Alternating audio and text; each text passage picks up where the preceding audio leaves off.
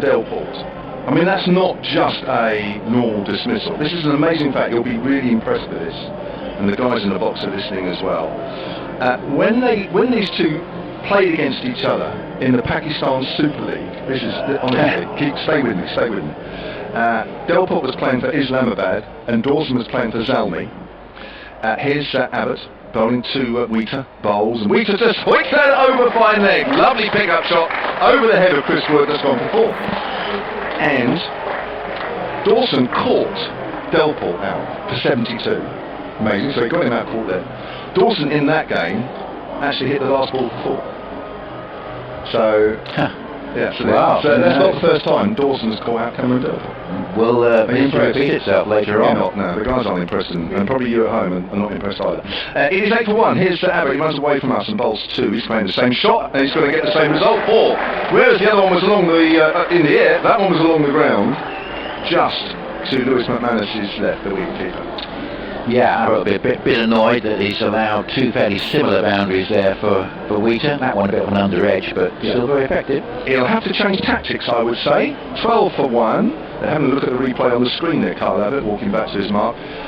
James Vincent's having a chat there. They can't bowl length balls now because it's obvious what Wheater is trying to do, so he's going to have to go fuller. But he's going to have to change the field, I guess. They're still having a chat. Obviously can't quite decide. Are they deciding that Wheater's got lucky and they'll carry on, or shall they change tactics? No, the final leg is going back and the third man is coming up.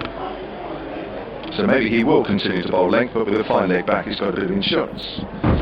12 for 1, Wheater has 9. Vince is still changing the field. He's got Russo coming square on the offside. Here's Abbott again. It's a length ball, and this time Wheater plays it out to Russo. Is there a run out? No, there isn't. Oh my word, that was too close. Russo looked close there to me, got the throw in, and to be fair, maybe Wesley would have been home anyway. I don't know what you think. Yes, it might have been the other end that was might have been more interesting. Yeah, Test match, extraordinary start. Australia at various points, 35 for 3, 99 for 3, and then 122 for 8, and they got up to 284. Smith 144, Siddle 44, and 5 wickets for Stuart Broad, and Jimmy Anderson only bowled 4 overs and went off injured for a calf scan. Final leg back up for Wesley. Wesley plays and misses outside the off stump to another length delivery. So the Ashes very much up and running, and in the end a pretty even sort of day, with England now batting, and they still got 10 without loss, so I'm sure you'll be able to catch the highlights of that a little bit later on after listening to this game. But it's been quite a start to the Ashes, and an interesting night in the T20 with the top 2 meeting at Lord's, Kent and Middlesex as well. Third man Dawson coming out into the covers to strengthen that ring of fielders.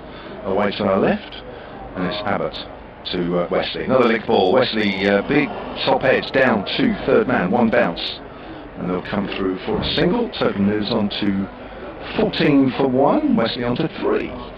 Yes, Kent looking to keep their 100% record to make it 5 from 5. And they're 107 for 4 after 13 at Lord's.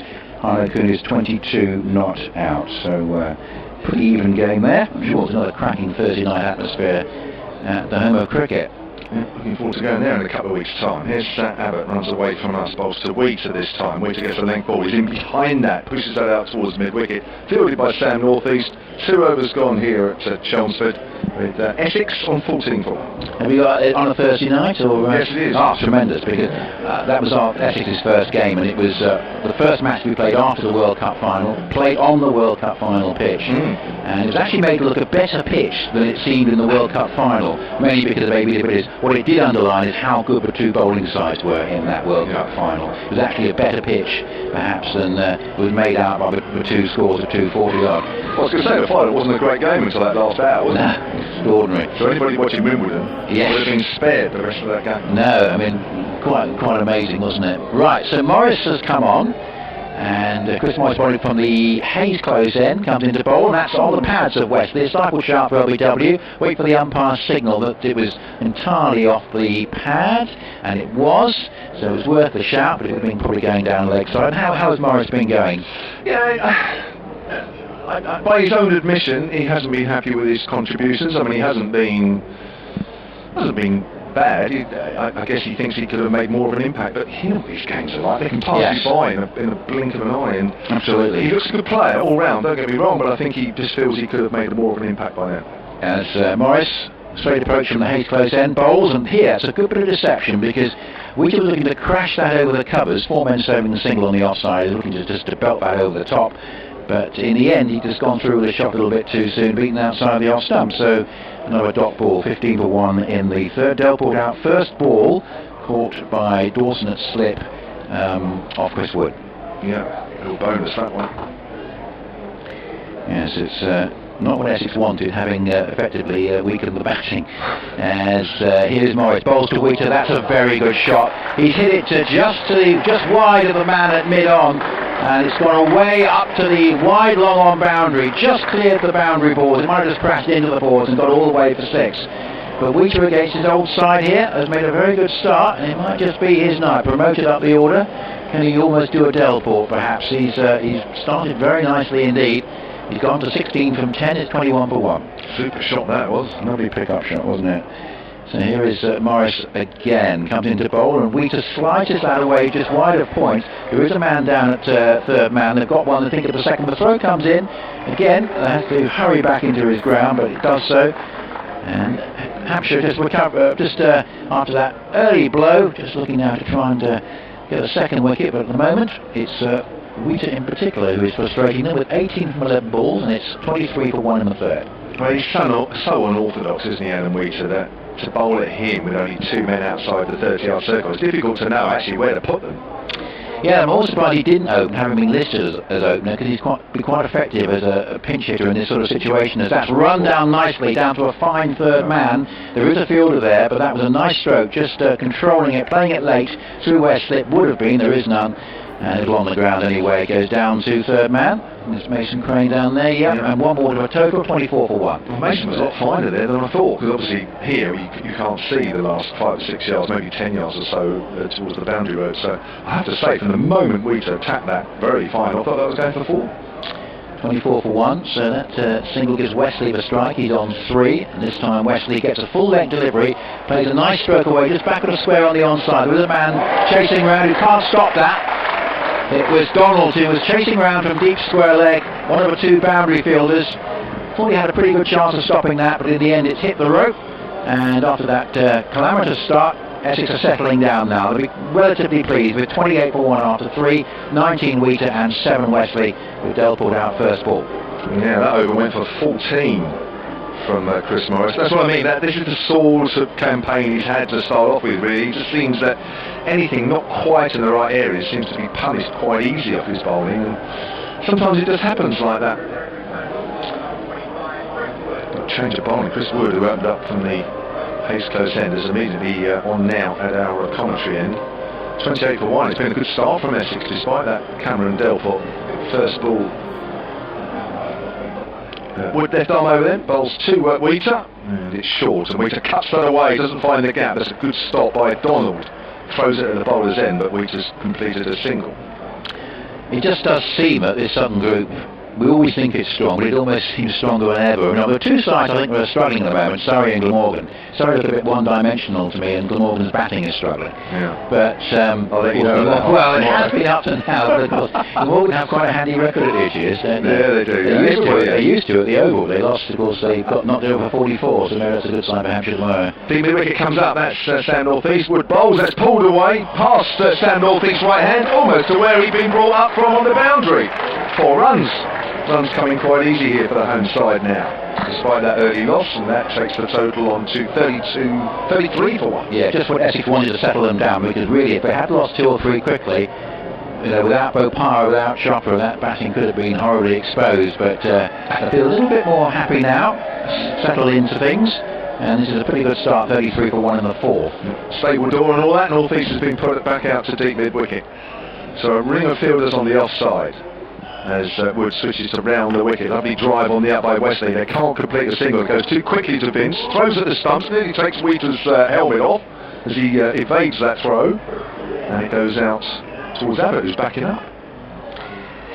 Yeah, so the group taking shape. Interesting that that Somerset are struggling a little bit at the moment, but they've clearly got the capability to come good. It's too early yet. It is, but it's going to be tough to finish in that top four. Yeah, second half and all. That's pulled by Wesley out towards north east, out at deep at wicket, all along the ground, not really timed by Wesley. He moves on to 12. It's 34 for 1 here, Essex in the fourth. What we have seen is the importance of strong bowling attacks, because two sides that really have caught the eye. Kent and Sussex certainly have that in common.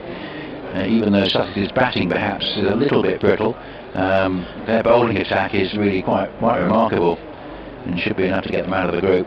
There'll be some surprises yet, Nick, between now and the end of the group stage. Wood bowls, that's driven up to mid-on. They're going to take another quick single. Mason Crane into the field in action this time, throws it at the keeper's end. Wesley Ho, 34 for 1. I think the important thing is to say not to get too far off the pace, isn't it? So that you can at least keep an even ledger of wins and defeats, so that potentially you can make a bit of a run towards the end. So it's why it's an important game for both these sides, having got similar records.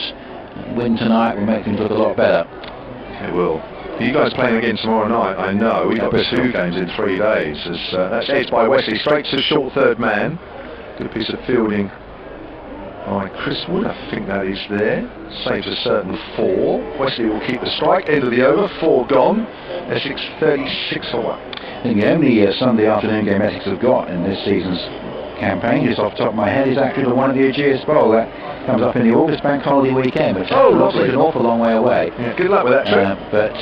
No, it'll be alright going down the Sunday morning, I'm sure, but yes, but that's a long way off, but that could be a very important game by the time we get to that end of the competition. Of course, the T20 starting a lot later and finishing a lot later than usual. I think it's been quite good timing this year. Yeah, it's school holidays is when this 100 is going to be played, so it's like a dry run, isn't it? Yeah. And I think the nice weather has helped, particularly in the early, that very, very good weather that we had in the early sort of couple of weeks of the competition. And generally speaking, it's been pretty good. So here comes the 5th over, and it is Abbott who's bowling to Wesley. And Wesley tries to force it away off the back foot, but plays and misses. And it goes through to McManus, who batted very handily. Certainly I saw him on television against Sussex, I think it was, kept Hampshire in with an interest in that game, and certainly I think reminded people of his batting talent. I think that's what sort of first brought him to Hampshire's attention, wasn't it? He was a pretty useful batsman as well as a keeper. Yeah, he's got a lovely shot over mid-on and mid-wicket. You need a big shot in this game. Abbott comes into bowl, and that's an attempted force of the back foot again by Wesley, but beaten again. Nice bowling from Kyle Abbott. Is it just me, or was Kyle Abbott playing more of these games than he did last year at T20? He probably is, I must admit. I can have a quick look. Yeah, I'll have a look for you. But I've got a feeling he's more of an ever-present perhaps than he was last year. But, yeah, he played the 50-over tournament last year. Yeah, I think. Actually, no, he might have missed some of that because of injury. Let me have a look anyway. Just a thought. Yeah, we'll come back to that later. So we've got, of course, 7 men inside the circle. We're still on the power play, and Wesley hits it between 2 of those on the onside, but he finds the deep square leg. So far it's a good over this from Abbott. 36 for 1 in the 5th. Actually just putting this back after overs 2 and 3 particularly were quite expensive, and just pulled it back a little bit. We're in the 5th at 36 for 1 with Wheater 21, not having quite so much of a strike, and Wesley on 14 from 12. Abbott's played only 3 games last year. Yeah, so it's just at the back of my mind, so I think he might even have played more than that already in this campaign. He's played every one. Yeah, so Abbott from the Hayes close end, up to the wicket, bowls, that's hit in the air. Now this could be a potential catching chance for fine leg. Is it going to drop just short? It does. Unlucky there, actually, because that was an uncontrolled shot. Chris Wood has slightly misfield, they come back for a second, but really that could have gone anywhere. And I did see in the game at Canterbury one of the worst drop catches of all time. Mohammed Nabi at short fine leg. It could have been caught by the keeper, but he chose to let Nabi try and catch it, and he dropped it. That one though fell right between the keeper and the fine leg. He always got the feeling when it went up in the air that he found the gap. Yeah. I don't think Chris Wood really ran in, because I think he was looking to see what Lewis McManus was doing first of all, but I don't think Chris would have got there anyway. Wheater 23 at 39 for 1, and this is on leg stump and clipped away nicely. That's going down towards the long leg boundary. It is going to be cut off, and they've got a couple more runs.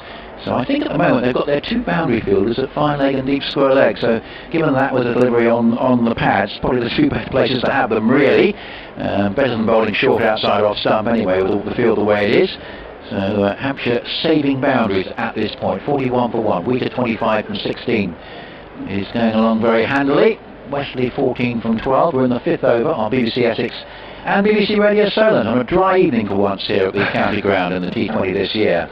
As we have Abbott coming into bowl. That's sort of wide outside the leg stump. A bit annoyed about that. It was really a wide from the moment it left his hands, and Wheater went for the pull shot, but obviously knowing that the way the ball was shaping down the leg side, he was going to get the extra run and have another go next time. 42 for 1. Yeah, the trouble with this field, it doesn't give Abbott any margin for error. He's bowling sort of the middle stump really at best.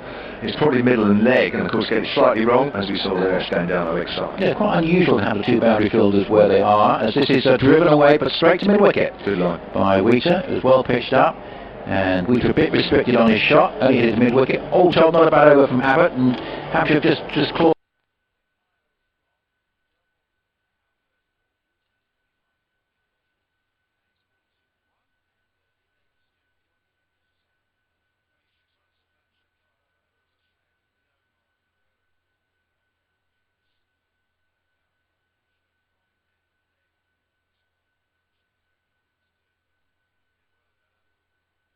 Adam Wheater in good form at the moment. 25 off 17, Wesley 14 off 12. It's going to be Chris Morris to come back into the attack. Expensive first over from him, it went for 14. Dickie Davis. We've got Nick and Dick on tonight. Indeed, good evening Kevin, good evening listeners. How are you? I'm fine, thank you, very up. Good. Here's Morris running away from us, bowling to Tom Wesley. Comes in now, right arm over. Short of a length, plays him outside the off stump. He's done that once or twice already, Tom Wesley in his innings. What do you reckon then? Good start from the home side? Well, I didn't think much of the first ball from the the first time I've seen Delport play as well. I'm in many of these T20 games. Oh, that's not true. I went down to Canterbury last Friday, but he didn't get very many there either. But he got a few more than tonight. He'll be banning you from watching him. Yes. Here's Morris runs away from us again and bowls. Another leg ball, and that's picked up behind square on the leg side. That could be going all the way, Jeff. It has. Cleared the road by a few, well, a bit more than a few inches, but it was close. It's gone for 6. Yeah, good pick up there from Wesley. And the fireworks are down there, which went off, which is quite nice. Nice touch, although it's quite, I wouldn't say it's bright because there's a few dark clouds above us, but certainly bright enough that the floodlights aren't taking much of a hold. And so the moves on to 48 for 1. We're in the last over of the power play. Morris comes in again and bowls to Wesley. Short of a length, that's pulled away by Wesley hard, and he's found the gap. Square on the leg side and 4, down towards the pavilion. Too short, which is always a length you shouldn't really bowl. No, well, no, Essex going well because I think most sides usually reckon if they can get to 50 off the first power play, they're okay, and they're up with that now. They've got 52 indeed, with another 4 balls of the power play to go. Yeah, that's only 1 wicket down, which always is a good sign. Should be losing too many wickets in the power play, that's why they struggled a bit. That's a fuller, and he's driven but not timed out to the covers. Fielded by Donald, I think that is. 12, yep. So it's a ground, as I've mentioned many times, that Hampshire don't do particularly well in. When just name the competition, really, red ball, white ball. Tied here last year. 170 each, which I have to say, Dick, I cannot remember anything about it, so it can't be an exciting tie. There's obviously exciting ties, and there's non-exciting ties. I can't remember anything about it, so it's obviously a non-exciting tie. Here's Morris bowls, and short of a length, and that's nicely played off the back foot towards mid-wicket. Chase here for Sam Northeast, dives to his left, does well. They pick up 2. Total moves on to 54. Yes, I can recall you having left here very dejected on several occasions over the last few years. But on the other hand, we left pretty dejected after the opening championship game of the season down at Southampton. And look where you are now. Yes. Challenging Somerset, which we didn't think would happen. No. The way they started the season. Before that, Hampshire have lost 3 times in the T20 competition here. You have to go back to 2014 to find their last win. And in the white ball this day stuff, the 50 over stuff. Essex have won the last 3 here. Here's Morris, bowls again, short of a leg, and that's a lovely shot of the back foot, but straight to Donald in the covers. And that is the end of the over, end of the power play, Essex 54, third one. Yeah, so, a pretty good start despite the loss of Delport for the very, very first ball of the match, in case we were just logging on. The very first ball of the match, Delport played the ball, well, not deliberately, say played it down deliberate, but he edged it to Liam Dawson and slips off the bowling of Chris Wood and was on his way. You can almost hear some Essex listeners clicking off, turning off. Yeah. No Cameron Delport, we won't bother listening. That's right. I must admit, I pay money to watch it. Not many I pay money to watch. No. I think you do. So Weeder actually faced before, although Weeder came in first weed down, he actually faced the ball before Wesley, who did open them. But then such is a lot of number 3 in any version of the game. You can go in after the first ball, we might go in at 200 odd for 1 wicket. Why, a T20? Well, no, not in T20. Well, it would be pretty good. You could, yes, it would be a pretty good game. You probably wouldn't want to. No. So Liam Dawson comes into the attack from the Haystose end, left arm round the wicket, bowls, and that's played out in the colours for 4. Super shot there from Weeder. And laid his head right over the ball and drilled it away down towards the committee box and the Premier Suite. Always good to hit a boundary in front of the committee. Yeah, oh yes. The ball landing just in front of Does the no good. Does you no harm, I mean, that is assuming they're watching cricket, of course. That's paddled around the corner and they go through very quick. A safe enough run in the end. Wesley was obviously looking out for that. What are you suggesting the committee might be doing there, Dick? Offering hospitality to their colleagues from Hampshire. Now, I shouldn't think there'd be anybody here. If I'm taking a guess, but I think they've all had enough of going around the M25 on a Thursday, Friday night, to be honest. I think that was a done deal years ago. Yes, you're probably right. I'd be very surprised if there were any committee. You wouldn't choose to do it, would you really? I've got no choice. Unfortunately. Well, I do. Yes.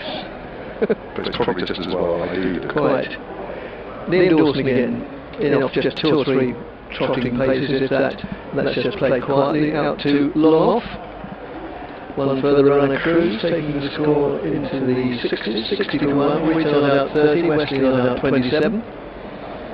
You're listening to commentary via BBC Radio Solent, BBC Essex, from the county ground of the FM county, Cloud FM county ground in Chelmsford. That's played out on the onside. Dawson himself goes in with a shoot, a bit shines at the stumps, but Weeder was home and dry quite comfortably. I know 2 people on this ground that would be incredibly disappointed that Delport was out first ball, because when I went to get some food before the start of the game, as Dawson moves in again, bowls to Wesley. Wesley goes into the reverse mode, then he flicks it, not highly successfully, but sort of semi-successfully, as he picks up 4 with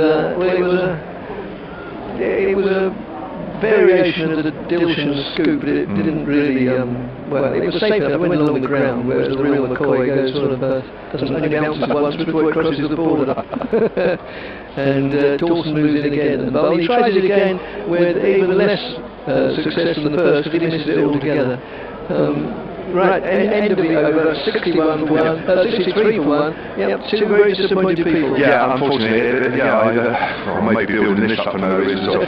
In the next queue to me, getting some food, was an old schoolmate of mine from my North London school days. Along the Great Cambridge Road there, Edmonton County. David Morrison and his wife Jane, we both went to that school as well. I'd seen him once in about the last 35 years. About 4 years ago, and there he was. I said, what on earth are you doing here? And Jane said, Cameron Delport I'm related to him. I said, really? She said, yeah, we come here to see him. So they may have already left the ground. And while they were standing in the queue for a burger, he came and went. Yes. I hope they didn't sort of blink and miss him. Well, that's what I'm wondering. Yeah, I haven't seen him for, I'd say seen him once in about 35 years. So, as you can imagine, quite surprised and Yeah, sure they'll be very disappointed. It makes a Crane into the attack for the first time. He's bowling to and Wheater. Wheater on the back foot, turns that away to mid-wicket. An awful lot mid-wicket. There's nobody there, but James Fuller's running off the boundary to keep it down to a single, and the total moves on to 65. Is that? No, 64. 64, yes. Wheater 32, Wesley 29, both off 21 deliveries. Crane again. Nice away from Mr. Tom Wesley this time, and Wesley hooks that over mid-wicket. Has he got enough on it? He has. Oh yes, he has. 6 runs. Oh, you know your distances here. You know your Essex ground here, don't you? I wasn't sure initially, but you were confident. In fact, you'd already turned away. I had. You knew it was going. Well, the boundaries aren't very big. They're famously or notoriously short at each end, but even from side to side, they're not particularly big. And the wicket is pitched more or less equidistant from the two boundaries side on. 71, yeah, way to our left. Oh, he's out at Fox there because he went to steer that through the covers, turned, and he's played the mist. Yeah, a good delivery, good bit of thinking. Just a bit of turn in this wicket here for Mason Crane. Give him a bit of excitement, knowing that he can turn the odd ball here. Bowls again to Wesley. Wesley drives that away on the onside, runs the first one quickly. Bit for Fuller to do here. Does well, Fuller. Keeps it down to a single. 71 for 1. Wesley moves on to 36. Yeah, so these two going along well for Essex now. Still to come when immediately after this 10 discards of Lawrence, Walter, Harmer, then the bowlers. It's Walter again. Shields, and that's pulled away in the air. One bounce to Fuller. Didn't get hold of that at all.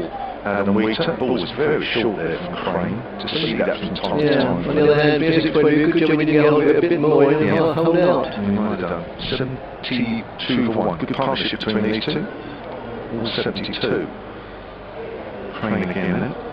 Comes in and bowls to Wesley. Flighted. Wesley drives on the up. Out towards deep cover. Fielded by Riley Russo. Again, it's only a single end of the over. We've had 8 overs here. And Essex having been put into bat by Hampshire on 74, I think that is. No, 73. 10 runs off it. Yeah. So, for those who like know these sort of things, the two sides in more or less similar colours, both got either navy blue or black trousers and predominantly yellow shirts. Well, in Hampshire's case it's solely yellow shirts, and Essex's case it's yellow and navy blue sleeves. I think yours is a dirty yellow. Yes, I would say, of course, I would say Essex's yellow is more mustard, Essex's is more, and Hampshire's is more canary. Yeah. Yours is more blue collar yellow, ours is white collar yellow. That's right. Dawson moves all totally miscued there, trying to hit it through mid-wicket and somehow can try to hit it straight back to the bowler, having bounced first, I hasten to add. Your shirts look like they've been the full day's work, ours just turned up for work. Yes.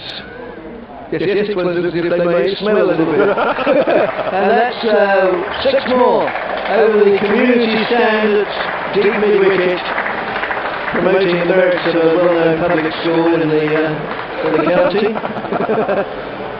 which has taught many an Essex cricketer over the years, and where former Essex, Lancashire, Nottinghamshire and England player Jason Gallion is currently the cricket master. Oh, yeah. So that's a lost ball. A lot of balls get lost. I would think Essex's budget for white cricket balls during a season is probably higher than any other ground is. I can't think of any other ground where they're as likely to lose so many cricket balls. I think somebody needs to sort of go over to those flats away to our left from time to time. There's probably a load of white balls on people's cabinets, Yes. in their living rooms, all sort of nicely put on stands and say, this was the ball from this game. And they've probably got a few weeks, probably got there around about 20 up. I pointed out that Chelmsford is a city now, so they don't have flats, they have apartments, executive apartments. Executive apartments. Chelmsford's gone up in the world then since our last time. And short length backs away, a single down towards the long off, down towards the sycamore tree. Sycamore. Look at him. Oh, arboriculture is one of my... Is it? No, not really, I just happen to know the sycamore tree. As Dawson moves in again and bowls, and Wheater comes down, gets the pitch of the ball, again plays it down to the long off. just under the aforementioned tree, taking the score to 81 for 1, Winter 33, Wesley 44. Doesn't have quite the same sort of ring to it that the old tree at Kent. I was sorry to see when I was down that, well, I was sorry about lots of things. I saw, bowled him. Came down the wicket, he hadn't been bowled, it had been stumped, well, unless it hit the ball, of course. And Winter is out for a very adventurous... That's Wesley. Beg your pardon, yes, it's Wesley, the taller of the two. Yes, sorry. Wesley's out for 44, and Essex are 81 for 2. Well, Hampshire needed that. 89-run partnership in 9 overs between Winter and Tom Wesley. The new batsman is Ryan Tender, the scouter. So, Wesley bowled Dawson. Dawson's had a hand in both wickets, Yes. quite literally. Yes, I was saying last Friday, not only did Essex get severely thumped, but when I wandered around the ground, as I'm inclined to do, I noticed the replacement lime tree is now not only not within the field of play, it's not even within, or it doesn't even appear to be in the possession of Kent County Cricket Club. Oh, really? It's actually in the sort of the area belonging to the Freeman House, I think it's called. Or Those flats they built. yeah. If Chelmsford have apartments, then Canterbury certainly have apartments rather than flats. It couldn't work for a while work out why it was called Freeman, but of course Titch Freeman was a famous Kent bowler who in one remarkable season took over 300 wickets. Dawson moves in, bowls to Tender's card, goes on the back foot, plays it back to the bowler. End of the over, and Essex hoping we put in a batter 81 for 2. Well done, Liam Dawson. Having a good tournament. He's bowled 1 for 17 off his 2. Mason Crane's first over game for 10. I'm sure Mason will get another over. Yes, he is. He's got the white ball in his hand. And he's going to be bowling over number 10. How's that can? What do you have to do? I've no idea. Do you have to sort of give somebody out?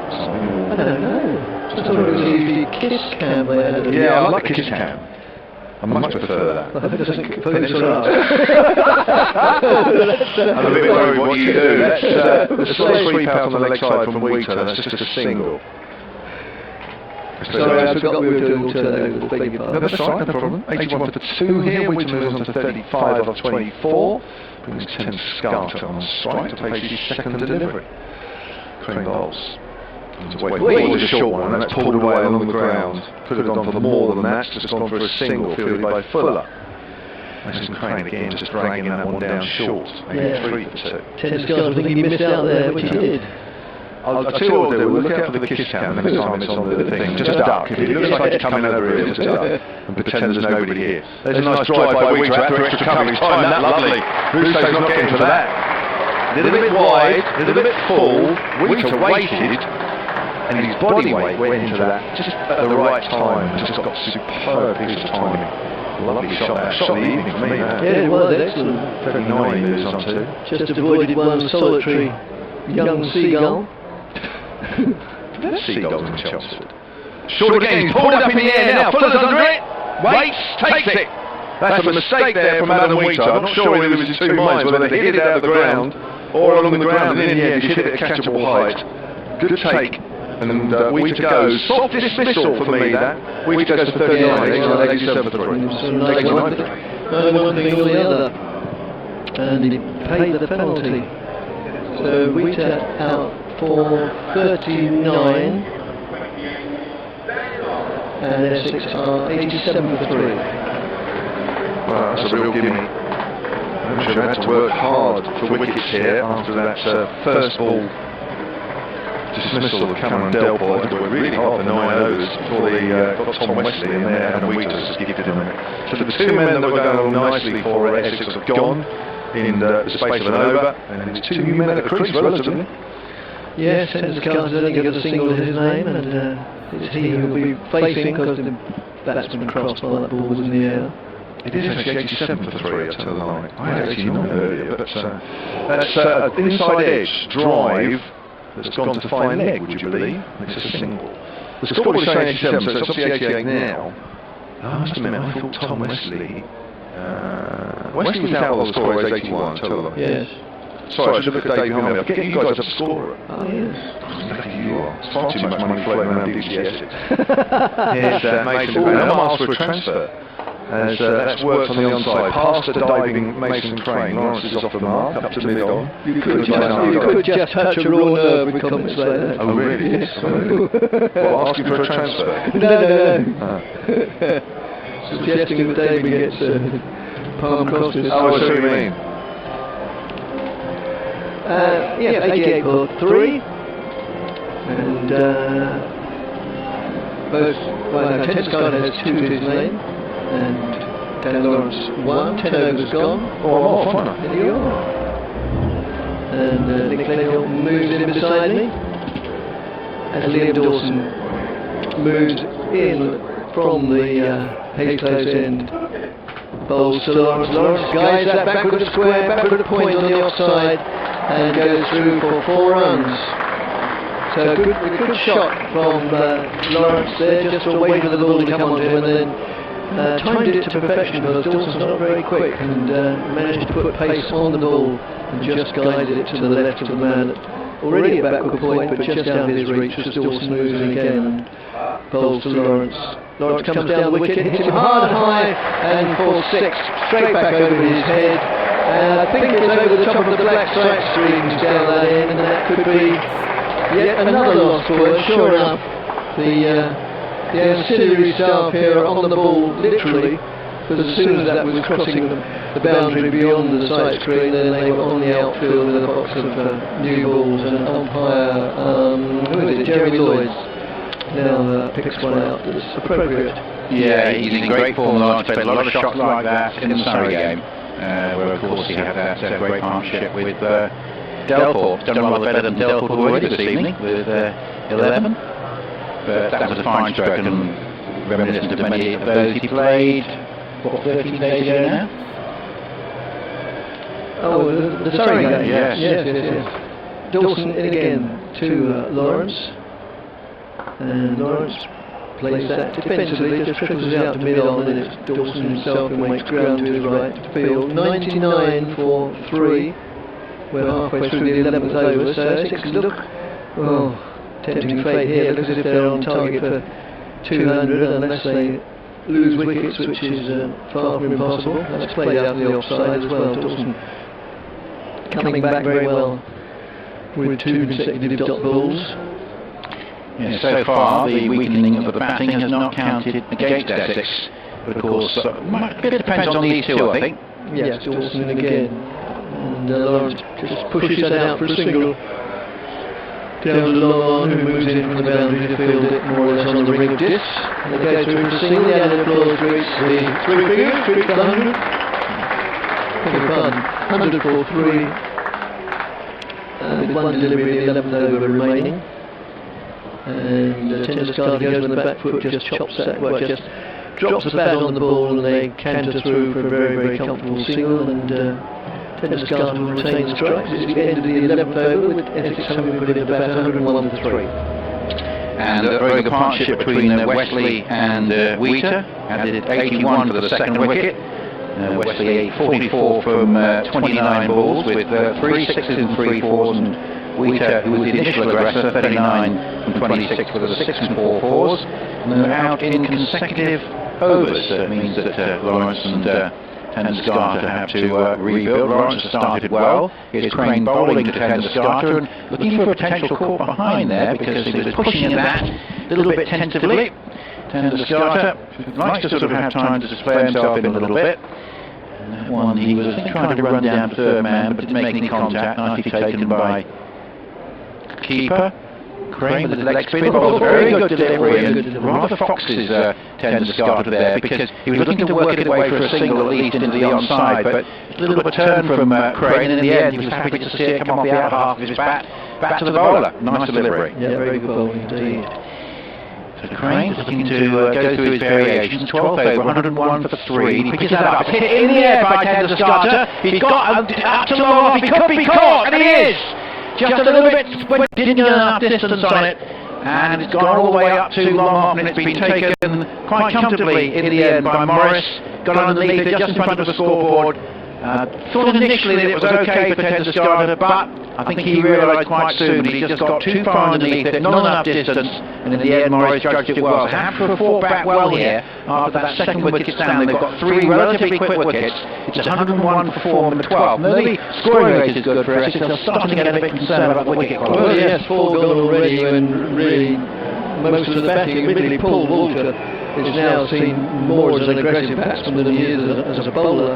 It's he who comes to the crease, a very tall, commanding figure. He won't be facing because the players cross 12 balls in the air. So, I was describing it earlier, Dick, as a sort of like replacement for Bopara in terms of being batting all-rounder. Yes. But of course, very big difference in experience. Yes. As Crane bowls to Lawrence. And Lawrence is caught behind here! Goodness me, what a breakthrough that is! A beautiful piece of bowling. He's done a hat-trick as the leg, but he's not had a happy season. And that one turned and bounced, and he went onto the back foot to try and crack it away through the offside. Lovely piece of bowling and well taken behind the stump by McManus. And Hampshire have really fought back here, and now that weaker Essex batting lineup might just be exposed. We're in the 12th over at 101 for 5. Wow. So it's all happening. Bowled well here, Crane, hasn't he? First of all, reception to see the back of 10 Descartes. And it's interesting, we've got Snater coming in instead of Harmer here. So now we are seeing the bowling all-rounders, really. We think perhaps Walt's more a batting all-rounder. But this is where Essex might be tested. And we're going to start with a hat-trick ball. Mason Crane having got to wickets with the 3rd and 4th ball of this over on BBC Essex and BBC Radio Solent. He comes in from the river end, he bowls to Snater, and Snater, a slightly awkward stroke, but he gets away for a single up towards wide long on. He didn't quite get all of that, but got enough of it to send it along the ground to wide long on to rotate the strike, and it goes to 102 for 5 in a dramatic 12th over. Essex.cricket at bbc.co.uk if you care to communicate with us. We know that by the very nature of the game of T20 there's not an awful lot of time to do such things, but you'll be warmly received if you did. Essex.cricket at bbc.co.uk. Well, a slip in with Water on strike. And here this is a delivery which is chip over Crane's head. Audacious shot that from Walter. He's got one, that's all they'll get. I don't think he knew quite where that was going. In the end, it was relatively safe. He hit over the bowler's head. It's one of the safest areas on the park in Norway. But he got away with it slightly, but he's got a single, and it's 103 for 5. And Walter and Snater have a run apiece. Yeah, I got the impression you were trying to push it sort of square on the onside, on the leading edge, and could have gone anywhere. And yeah, it makes sense. To his good fortune, to Walter's good fortune, that is, it went straight back over the bowler's head and bounced way before it reached either of the deep fielders. So Walter's underway. Both batsmen have a single to their name, Walter and Snater. Yeah. It's difficult for Essex now because they've got about 20 overs, but of course not so much strength in their batting as there has been. No, as Walter picks up a single, more or less playing shot similar to directing the ball in the direction that he tried to previous time. He got the leading edge this time. He plays it correctly down to backward square leg for a single. Recollect, I saw that Walter got a good score in the seconds actually a week or so back, which I think might have just cemented his selection in the T20 game as well. Snater with the bat, have you come across much of his style? No, to be honest, no. Dawson from the close end again, left arm around the wicket, bowls to Snater, goes in the back foot, just pushes it back to the bowler. Obviously Harmer's side at this stage is better than him.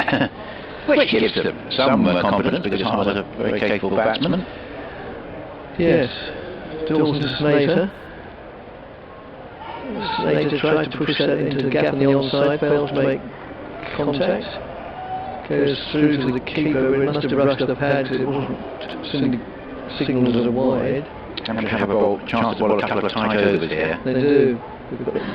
That's finishing up, going down to long leg, I'm not convinced, or fine leg.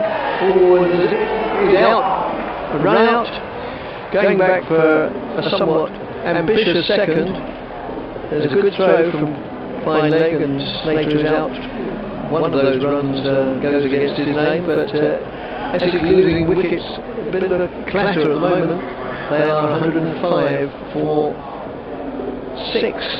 Well, just a few misses, quite some collapse now. Just a few minutes ago, really, with Wheaton and Wesley at the crease. Essex were looking at a score ahead of 180, but now they've got real problems in batting out their 20 overs. Nice piece of work by Wood.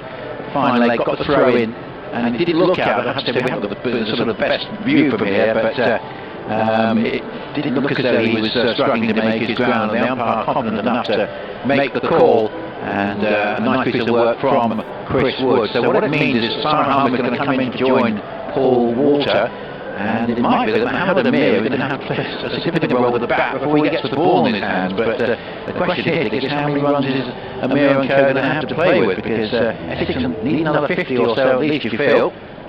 Undoubtedly. So they've gone from 81 for 1 to 105 for 6. That's played out from the offside. No addition to the score fielded in the covers by Sam Northeast. Must admit, I expected them to drop one batsman tonight, one of the senior batsmen, but of course they've dropped two. That's quite a big statement, isn't it? Dawson moves it again, but and that's spooned up, and another wicket. I don't know who threw the shot too early or what, but Harmer is out. Second ball for a duck. I think it was northeast to cover. Yeah, good catch actually. He was quite low down, and Kevin, sitting to our right, is quite happy that we're holding in all these Hampshire wickets. But it is quite extraordinary at the moment. This is quite some collapse, and I say it does perhaps underline the point that taking out two of the senior batsmen from the side is a little bit of a gamble. It looked earlier as though it was something that Essex were going to deal with reasonably well, but I think we're now seeing the difference in the sort of strength in depth in the Essex batting, say, the previous games to the side tonight. Yes, but on the other hand, Delport at a duck, Tendersgard at a 3, Lawrence 12, you'd expect significantly more from them. But still time. Just need a partnership, really. So Adam Zampa comes to the crease. Looks like he wasn't ready. He probably was. Very much just getting his gloves on as he gets past the man at point. This is a great chance for Hampshire to win at Chelmsford, which doesn't happen very often. No, Paul comes and has a word with him, but I can't imagine what it's about, because Paul doesn't face many deliveries, and he's only faced 2. I don't know what information he's gleaned from that. What a turnaround this has been. The spinners holding sway as that is driven by Walter for a single up towards long on. The first ball of Crane's new over. Crane with 3 overs and 1 ball, 3 for 21. Something we might talk about with Kevin at the break. It's not been a particularly happy scene for Crane so far, but he'll be enjoying tonight. And Dawson 2 for 31 in 4 overs, and these two have done a tremendous job. Crane's on a hat-trick in his last over, 106 for 7 in the 14th over, and Essex got to make sure they bat out for 20 overs, and this is just a run down, just square into the onside for a single. They don't want to really take any outrageous risks at this point, because they could easily fall in the heat for 115, and that's not going to be any sort of challenge at all. So they've got to try and get up to 150 as Walter just pushes up into the offside, and Northeast moves around the cover and completes the fielding.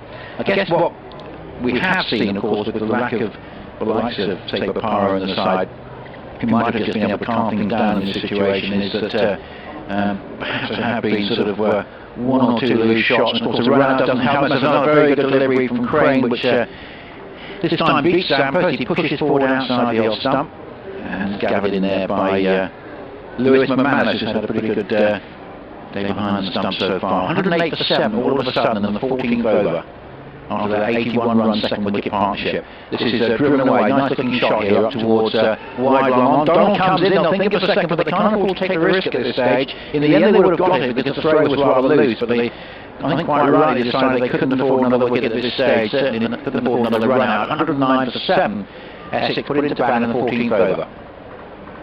Slip in, 371 rest on the boundary. This is a attempted pull shot, a full slog sweep away through mid-wicket. It's a concerted shout from Crane there. He felt pretty confident about that. Left-hander on strike, Walter, it might have been turning past the leg stump, but he gave that quite an appeal, did Mason Crane, who's enjoying his night here. another tidy over from him, and Essex really, to be honest, just looking to make sure they bat out these 50 overs, perhaps try and accelerate in the last 2 or 3 if they can keep 3 wickets in hand. 14 overs, 2 Zampa, 4 to Walter, 109 for 7. Yeah, Craig's taken 3 for 23, and Dawson 2, Wood 1, and 1 run out, but it's been Mason Crane's evening so far. Yeah, Zampa can replicate it later on. Well, let's hope so. From the Essex point of view, bear in mind there are Hampshire listeners to this commentary as well, and they'll be the happier of the clan listening than Essex supporters, I'm sure. Adam Zampa taking a long time to survey the field and where the gaps are. Faces up to Wood, who's come back into the attack now. Bowls. Oh, and that was in the air, and only bounced once before it got to mid-wicket. But it bounced quite a long way before him. There was never any chance of it being a catch to Chris Morris, mid-wicket, who was already taken 1 catch when he got rid of 10 to Scarter. That was on the boundary though. As Wood moves again, left arm over the wicket to the right-handed Adam Zampa.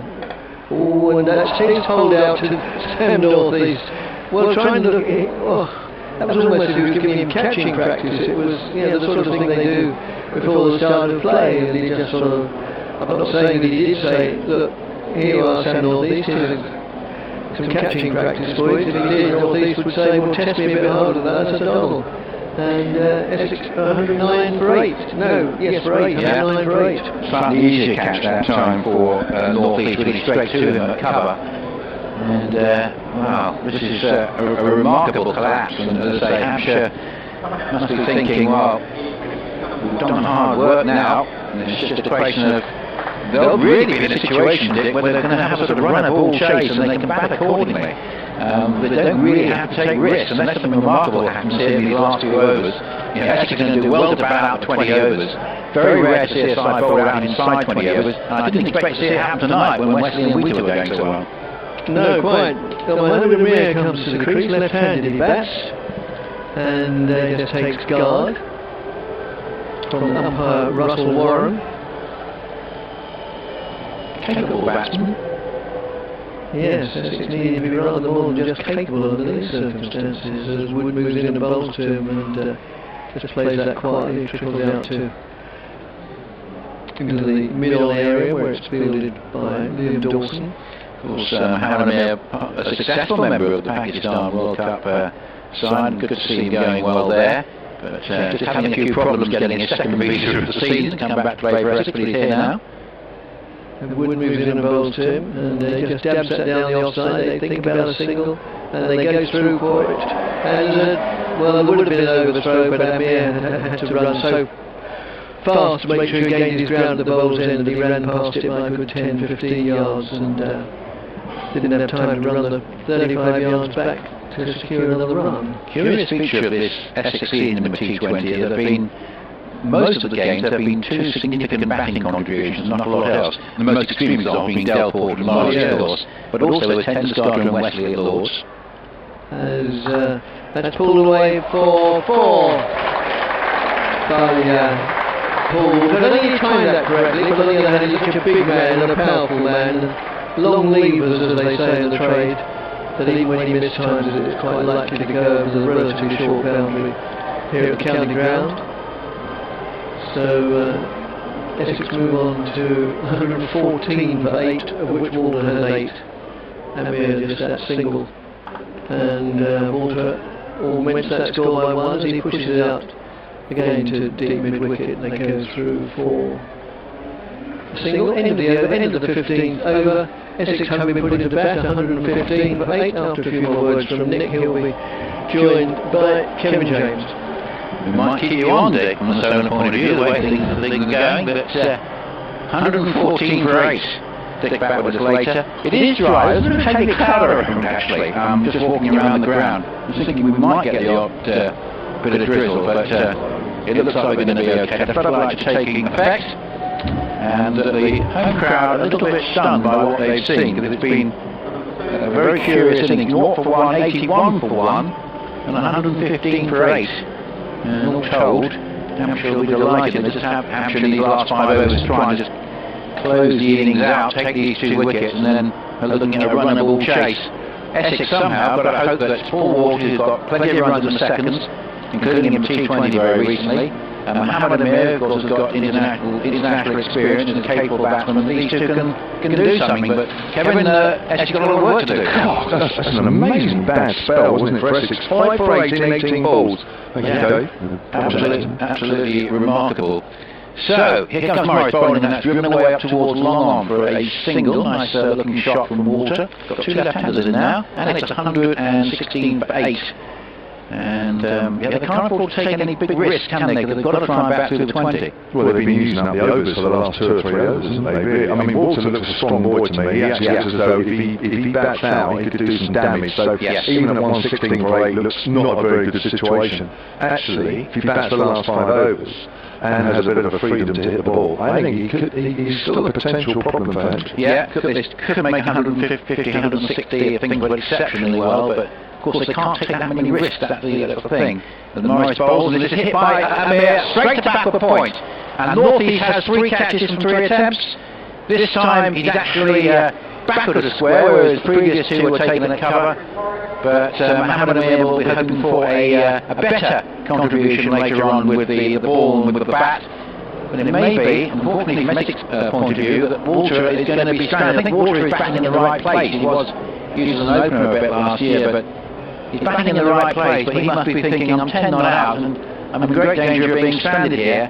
The end of Mohammed Amir for 1, another catch for North East, a wicket for Morris, and it's 116 for 9. 6 wickets for 15 runs. I mean, listen, we've both seen 2 sides of this competition at times where your sides are awesome and your sides can look poor. I have to say, it is one of the poorest batting displays I think I've seen from anybody.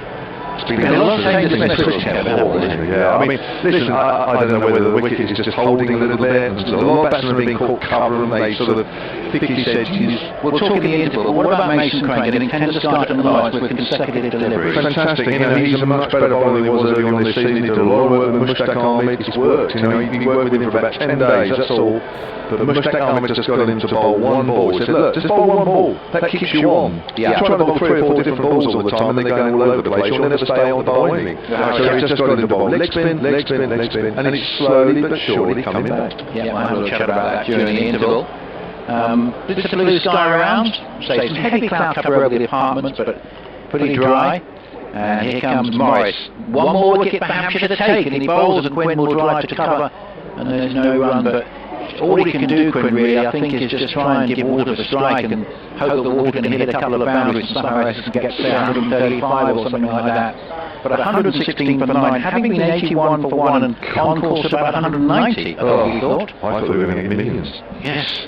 And then suddenly the 2 participants in that partnership, Wesley and Wheater, were out in consecutive overs. And then we have the tender starter Lawrence double.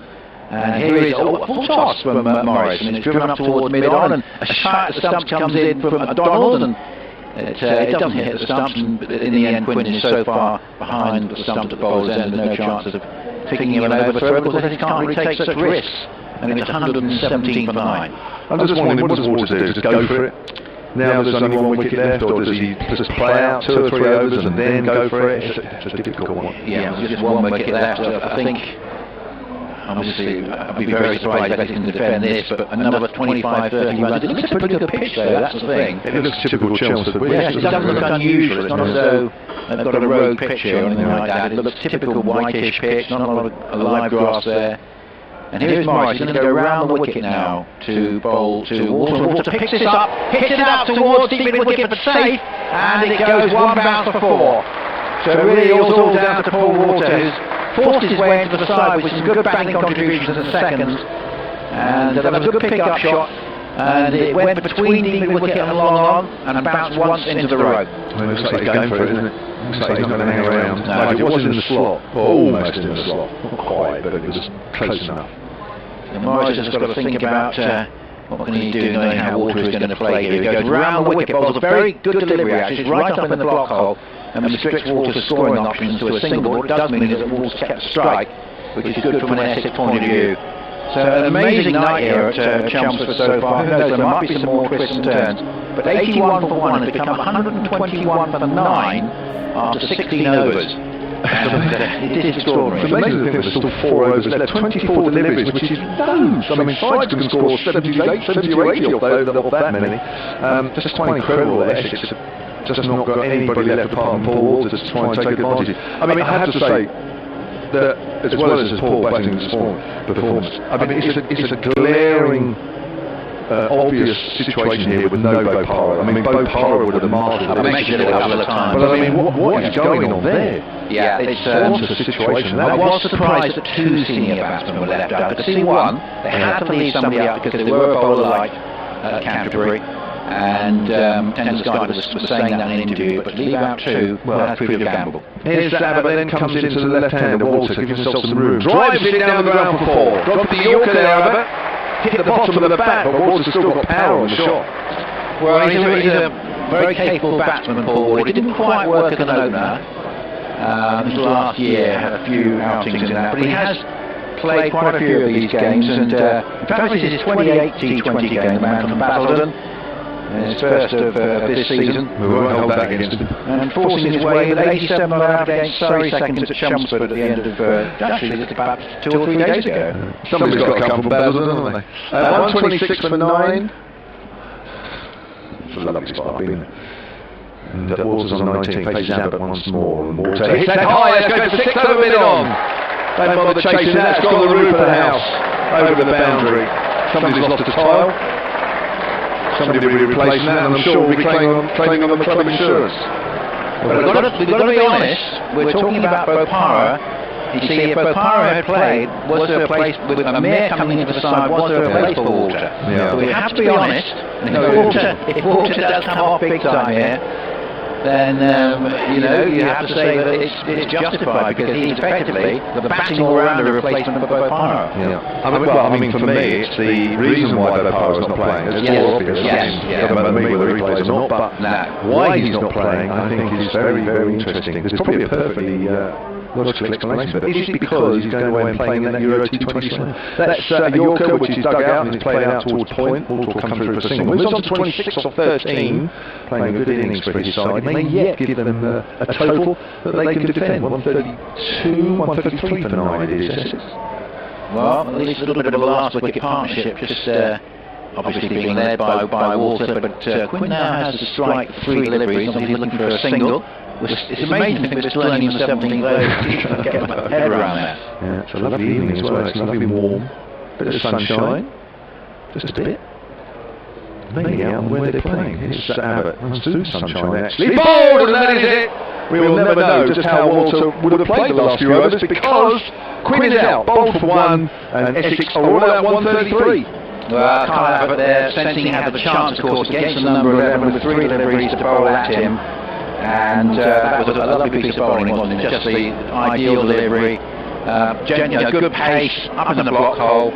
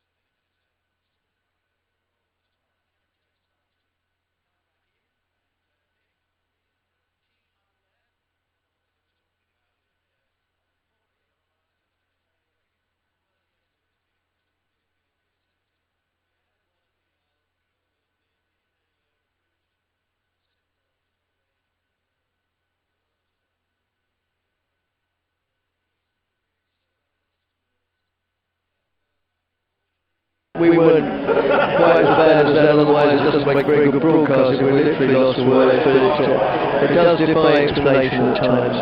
So Kevin's rejoined us. He's been talking to his friends of Cameron Delport. Friends of Cameron Delport. Although, to be honest, they've said they kept their head down a little bit after the innings. Very wise. Very wise. Well, interesting, isn't it? I've had one or two tweets. Alex Wabble, most notably this Sport, says, on any other ground I'd be completely confident that there's chasing these. But at Chelmsford, he knows, just like I do. And most of the regular Hampshire listeners will know that this probably won't be that easy. It looks easy on paper, but I'm sure Hampshire will find a way to make it look difficult. It's going to be, unsurprisingly, Mohammed Amir opening the bowling from the Hayes Close end. And he will be bowling initially to Anira Donald. According to the card, it's Riley Russo at the other end. You can't see his shirt. Yes, it is Riley Russo. They are regular openers. And Kevin will describe the action. Here's Amir then playing his first game for Essex this season, of course, played 2 years ago. Bowls and Donald hits it in the air, it's over mid off. And that is one bounce for 4 runs. I did say to my friends in that break, I said, now you watch Hampshire here, they'll either knock this off in about 6 overs, or we'll be 0-2. At the moment we're 4 for 0. Yes, rather different start to that which Essex got underway with when they lost the wicket with their very first delivery. Also from that far end of Hayes Close end. Can I mention this text in a minute, please, because it's a good mate of mine, Woodsy, who's plumber to the stars at Hampshire. He texted me earlier, here's Amir, then bowls, and does bowl! There you go! That's just come back in, Donald's trying to play that away on the outside, he's gone between bat and bad. Donald without second ball, he's gone for 4, Hampshire 4 for 1. It's all happening. Well, it is, yes. So Essex lost the wicket with the first ball, Hampshire waited till the second ball before they lost a wicket. And so, 4 for 1, needing a further 130 to win. Let's hear about this text. Right, okay, that's from Woodsy. Now, he sent me a couple of pictures. When I show you the pictures, look at that car. It's not in a very good state. It's not. He says, can you give a shout out to Brian Ponting of Langley Manor Cricket Club there in New Forest, down on the south coast, to say glad you're still with us. He's an avid listener, and his son Elliot is on the ground staff at the GS. He had a very lucky escape when a tree crushed his car. There you go, look at that. Really gone. I don't know about that, but there you go. So happy to mention that. Thank you, Woodsy. Probably not a great time to mention that after Donald's gone. You have to be careful with Amir. He's a very, very good bowler. Well, yes, and just try and sort of work him away anywhere on the up is not always the right idea. Amir was the top wicket taker for Pakistan in the World Cup, wasn't it? 17 winners to 21 apiece. James Vince comes to the crease to skipper. Rather earlier than I was hoping. And probably earlier than he was hoping. Yes. But this game does have a habit of throwing up many improbables. Mainly the way Essex batted, which I have to say is probably about as, without being over the top, probably about as bad as I think I've ever seen them bat. Well, yes. I know I've watched them even more times than you have, and I would second that comment. 133 away and the 17th over. Here's Amir then from the Hayes Close end. Bowls to Vince. He's playing a mission outside the off stump. Gets a little bit low. Bounced in front of Wheater, but he got his body behind it. Low bounce, that one. I've seen one of those yet. No, probably didn't miss by too much. We're watching from conventional third man, so we're sort of over the head of where second or third slip would be. Third slip, so can't really say how close, but I think it was pretty adjacent. We're in that funny light as well. Yes, it's almost sort of squinting out there to look at what's going on. Here's Amir comes in again as well. Bowls to Vince, Vince pushes forward, confidently up to mid-on. Strikes it nicely, but straight to the field. Oh, I'm nervous all of a sudden again. I can tell. On 34 to win. I thought, it's a low score, Hampshire ever for us to chase it. Oh, surely not. Well, I don't know, I'm looking at the last few years, it is. From that respect, but I'm sure a little bit further back if I went and had a look, there's something there about that. It'd probably be on the Hampshire side. That's a push by Vince down towards third man, open face of the bat. It's a deliberate shot, he's off the mark. Hampshire 5 for 1. Yeah, good crowd here. Well, we think it's a sellout. These games usually are evening, Thursdays or Fridays.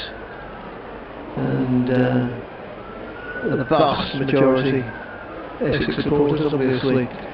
Very few people. As Kevin observed, very few people have probably made the odyssey up from Hampshire, which there's no way when you come north or south you can't avoid the M25, so it's not something you choose to do. I have to say, on today, it probably wasn't as bad as it could have been. It was a fairly easy trip, actually. Well, trips up here go.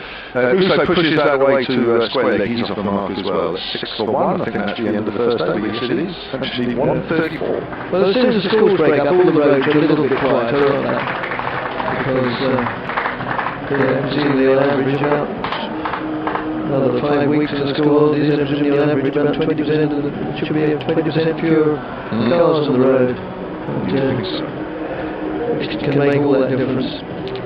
So it's going to be, we're not, Essex aren't opening with spin, which I thought they might, but instead it's going to be Matt Quinn bowling from the city end or the river end, the end from which we commentate, the River Can just behind us, wearing number 94.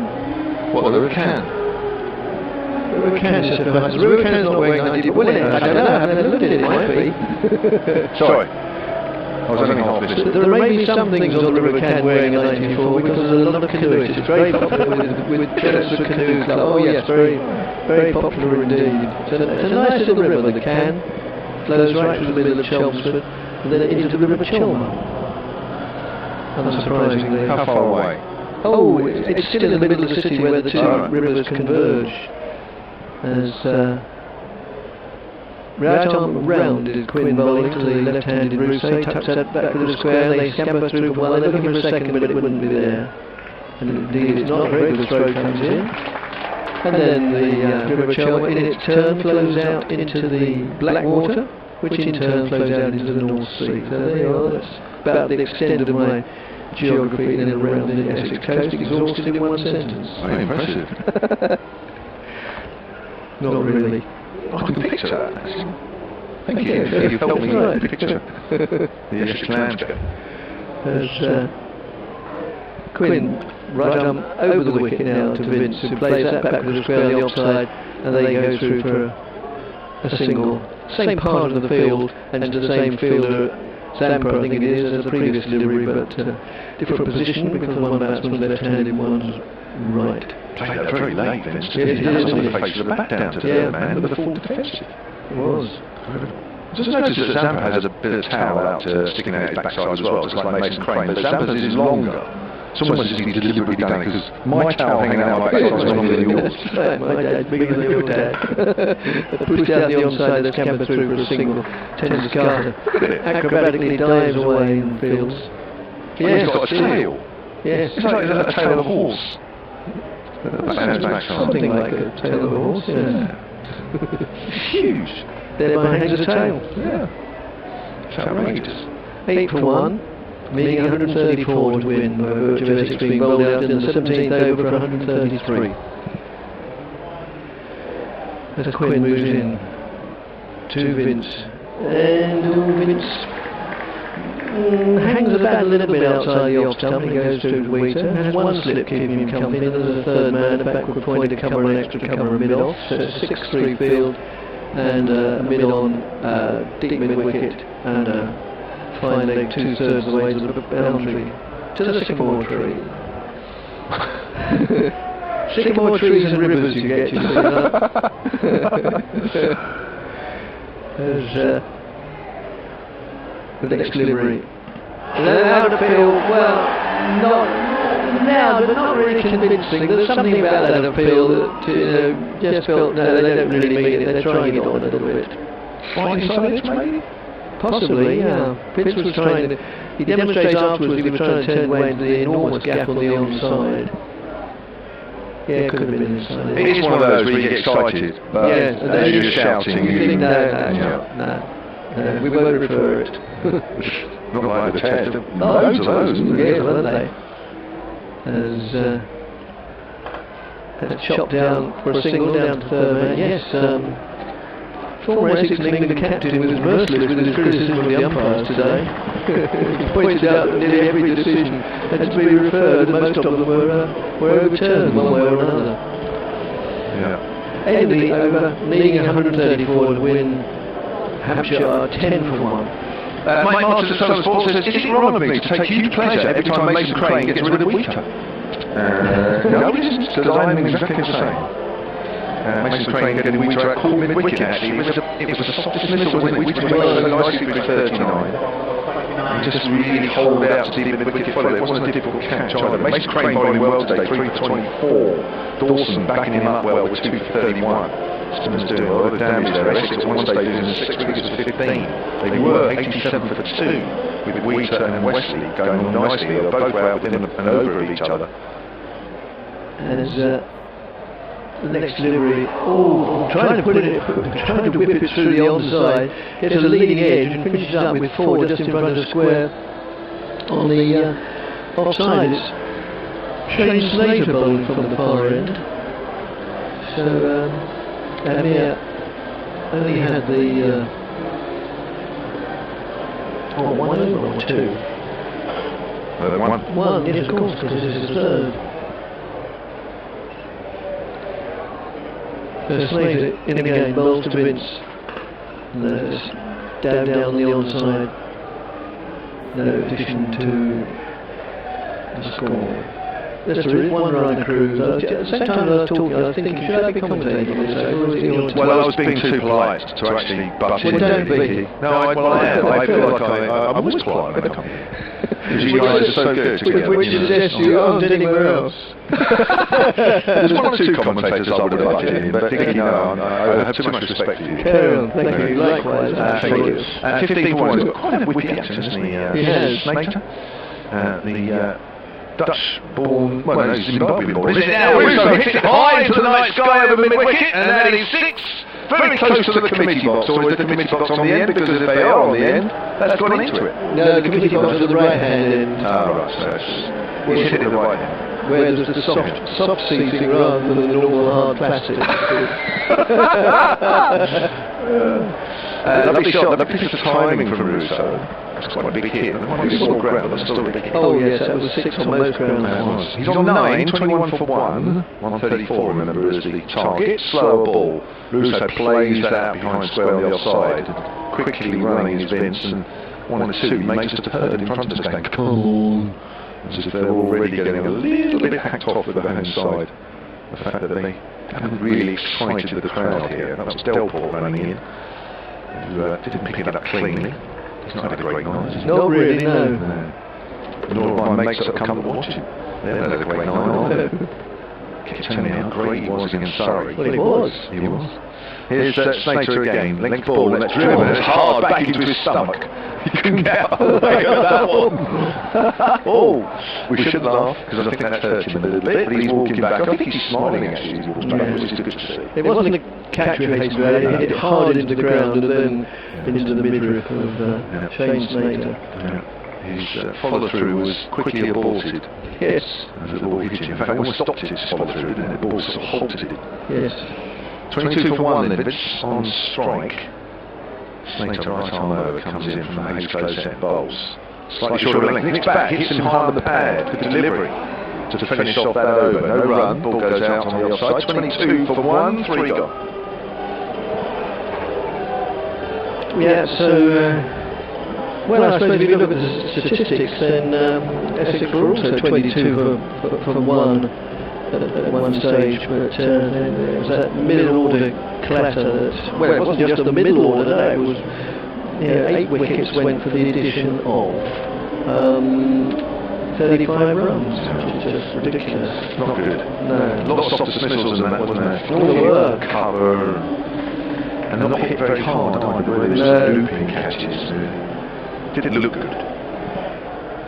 Now this is you, Dickie. It is, thank you, yes.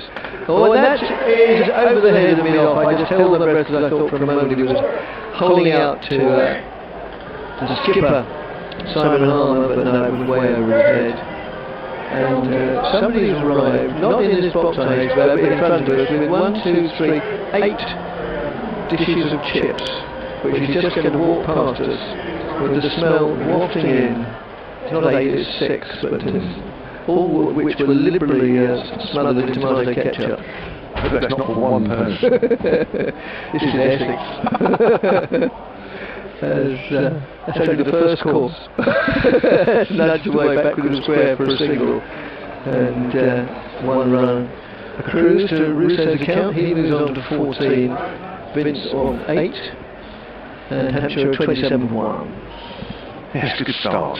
It's nice to be able to feel positive about a Hampshire performance here for once. It's very rare at the moment. Hampshire are already well on their way. Only need 109. Yep. 107, sorry. Quinn again to Vince. And Vince doesn't time that properly, but he's picked up a single down to... No, he hasn't picked up 4 down to third mate. Probably should have only been a single down to Adam Zampa. He hadn't really allowed for the fact that inevitably, by the virtue of the fact that the ball came off the edge of the bat, it was spinning, and when it bounced, it kicked, and you'd expect it to kick, and you'd expect Adam Zampa to expect it to kick, and he didn't, and he finished up clutching at thin air. I think that towel that's hanging out of his backside is slowing him up. A bit like his parachute, you know when you run, his parachute hold you up. Yes, that's right. And Vince backs away and drills that through mid-wicket for 4. That was a shot born purely of strength and hand-eye coordination. Nothing elegant about that, but very, very effective. That's not the shot to be on the end of. No, it's not. In the field, is it? He's quite happy to wave that through. Yes. God, that was brute strength. That was it was, wasn't it? Sorry, club cricket, you say, sorry, Skip, I couldn't quite get to it. Maybe because I was running the other way. God, that was as hardly hit. That was as hardly hit a shot, I think, from Vince as I've ever seen. Well, it was really brutal. As Quinn moves in again and bowls. This time he just dabs it, and the chips just go by. Well, only 2 of the 6 remain. And is he selling them, or has he got them for no, I think he's got them for his mates. So he's only got 4 mates. Yes. Well, I suppose 4's not bad. 36 for 1. More mates than I've got here. Me. And me, I've lived in the county since I was 4 years of age. And Russo comes down the wicket, clubs it over mid-on, and they go through for a single. I think we established that originally came from the same neck of the woods as you did, Barnet in North London. No? Well, I played cricket out that way. Yes, I did, yes, from North London, Everton, Hornsey. Oh, yes. So it's not far away, played Barnet. End of the over, 36 for 1. We have to allow for the scoreboard that we can see more easily. It's often a run or 2 behind reality. It's actually 37 for 1. It is now. 37 for 1. Vince on 17, Russo on 16. I don't want to say it too early, but I'm going to say it anyway because I don't want people at home to get a flavour of what's going on there. But it's going Hampshire's way, isn't it, really? You just get the feeling that Hampshire are sort of flailing, not flailing away, they're not being as reckless as that, but the shots that are in the air are missing the fielders. You know, and all hit exactly where the batsman wants to, and not all exactly timed, but they're finding the gap, and that's not always the case. Zampa, tail and all, comes into the attack. Is it me, or is that a ridiculously long towel hanging out of his back? No, I think he's now giving it to the umpire. Yeah, well, he has to. I wouldn't allow it. No, he was saying, can you look after this, it looks ridiculous. Those people up in that box say it looks ridiculous. Yes, there's a committee. Here's Zampa with his leg spin. Bowls, and Russo gets a foolish delivery, which he pushes out into the covers, and there was no run. I heard Nick earlier saying Zampa did play a lot of the World Cup, played 4 matches for Australia in the World Cup, 5 wickets at 47 apiece. Didn't have a huge part to play. Zampa comes in again then, and bowls, and Russo drives hard up to mid-on, and then it'll be a single, 38 for 1. Russo moves on to 17, same score as James Vince. Remember, Renaud and Donald, the 1-man out. Second ball. First ball went for 4, and Hamir got 1, came back and bowled it. That was Donald's contribution this evening. They fielded all right as well. It did. Field is changing for Vince because we've got the right and left-hand combination. Extra covers coming in slightly shorter. Mid-off is staying back. We're still in the power play, of course. Limited options for Simon Harmer, the captain. Zampa bowls, and that's a hit over mid-on, 1 bounce for 4. Slightly came across that one, Vince. It wasn't an elegant, straight mid-on drive, but that came down an angle, but it was just as effective. Yes, it was. Yeah, you don't have to get it down to the meat of the back to pick up 4 down to the hand. You don't. can always blow it over there. Yes. 42 for 1. Vince moves on to 21. Joel on the tweet says, "Are Hampshire going to get a positive result at both Taunton and Chelmsford this campaign? That is a bonus. Never won at Taunton in T20 until last week. Haven't won here in white ball cricket for a few years. 50 and T20. Just drives back to the bowler, doesn't time it. Some in the crowd think that's a catch, but it's hit straight into the ground. That really will be some year, 2019. We'll look back on that and say it was a vintage year. Hampshire won T20 at Taunton and Chelmsford. Although they haven't won here yet, but they are well on their way. Here's Zampa bowls, slightly short. Vince tries to find room on the offside, doesn't, as he's head out to Delport at point. Delport is playing. Yes.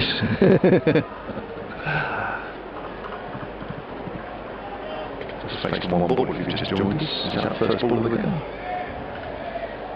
All those videos they were watching of him smacking Surrey around. Vince has a slog sweep there, gets an inside edge, goes to short fine leg for a single. Nearly creeped onto the leg stump. Surrey had his hands in his hair over his headband. 43 for 1 at the end of the 5th. Yeah, and Zampa asked for the towel back from the umpire at the end of the over. He likes all these little accoutrements. So that's 5 overs gone, and Nick will join me now for the next 5 overs. So maybe the All Essex commentary partnership can get amongst the wickets.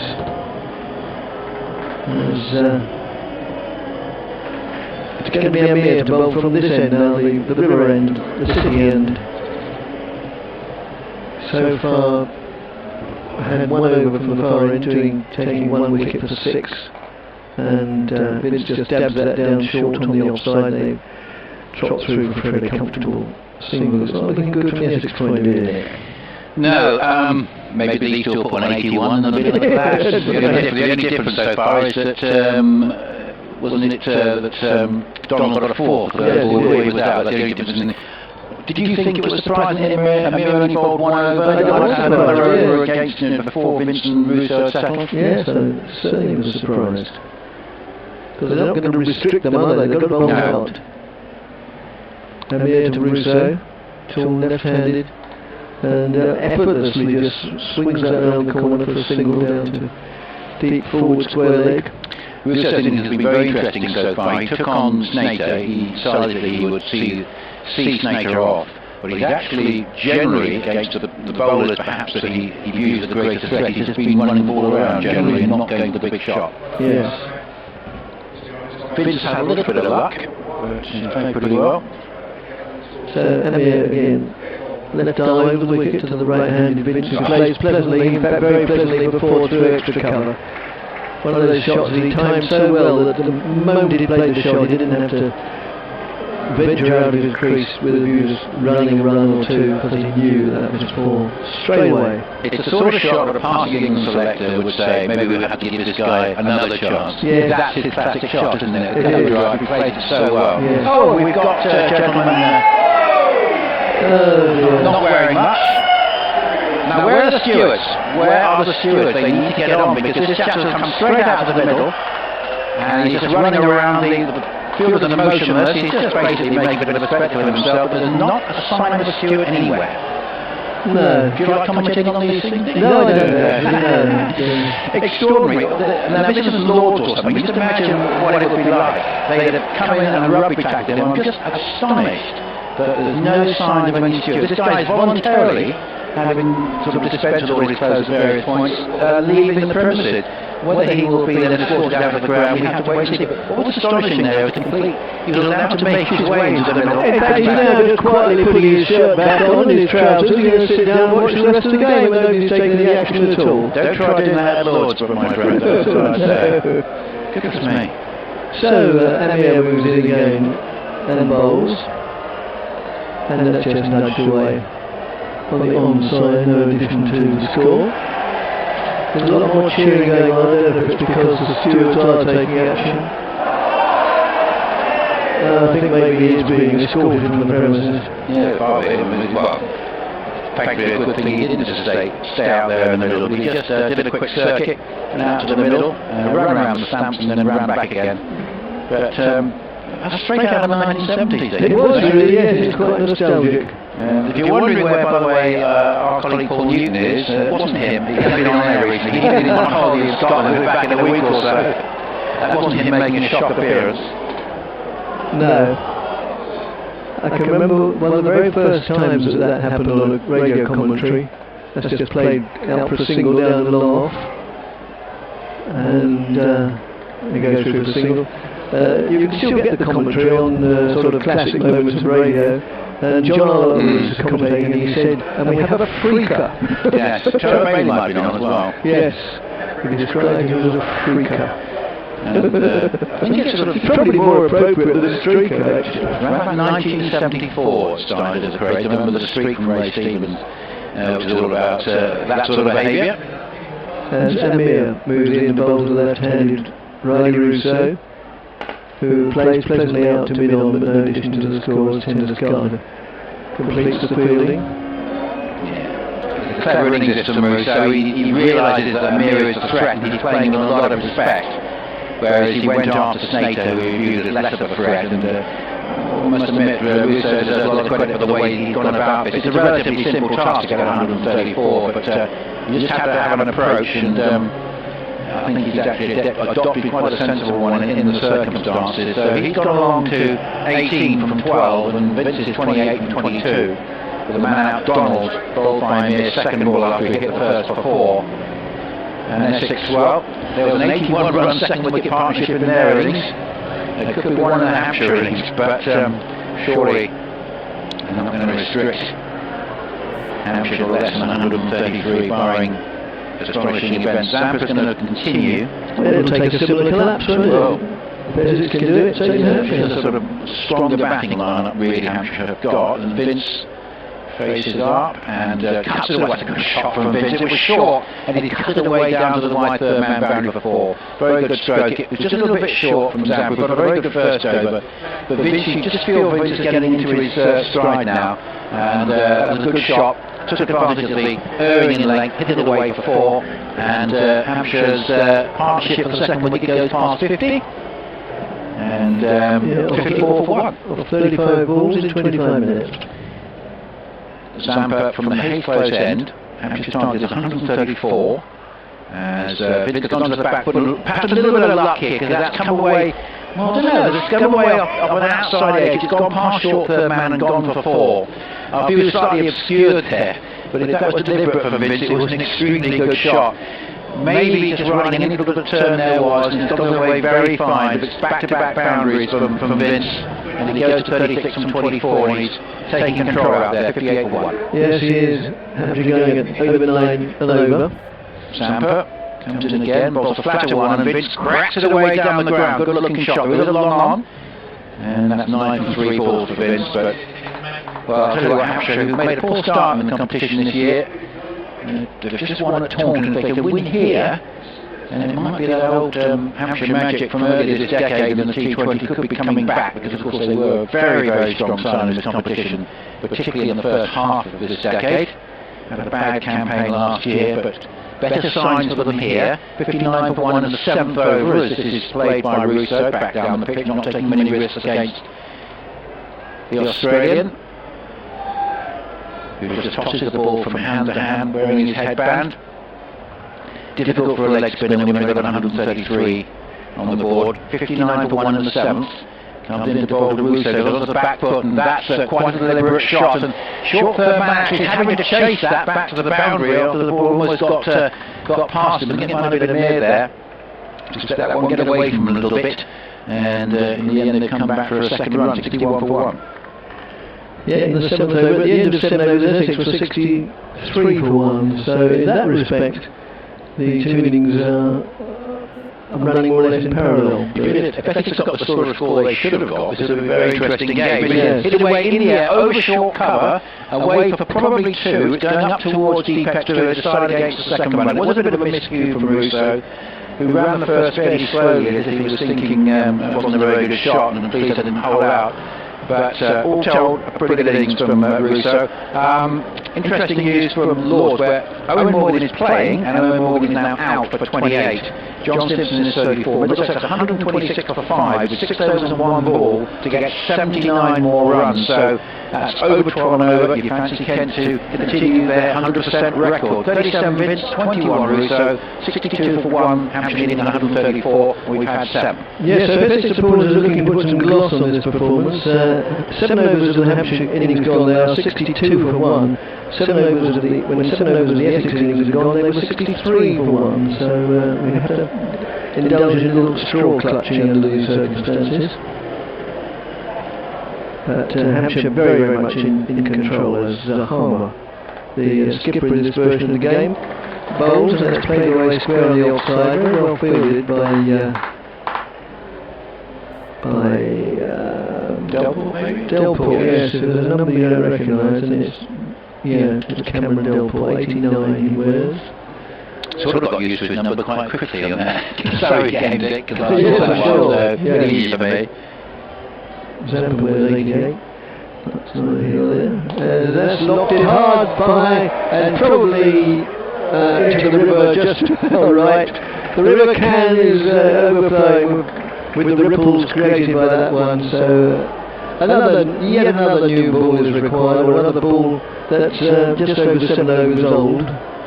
And that was, 6 loaded left the bat. Well, Harmer there just saw him take a deep intake of breath as if he's thinking to himself, this really has been a disaster from start to finish, and he just wipes his brow.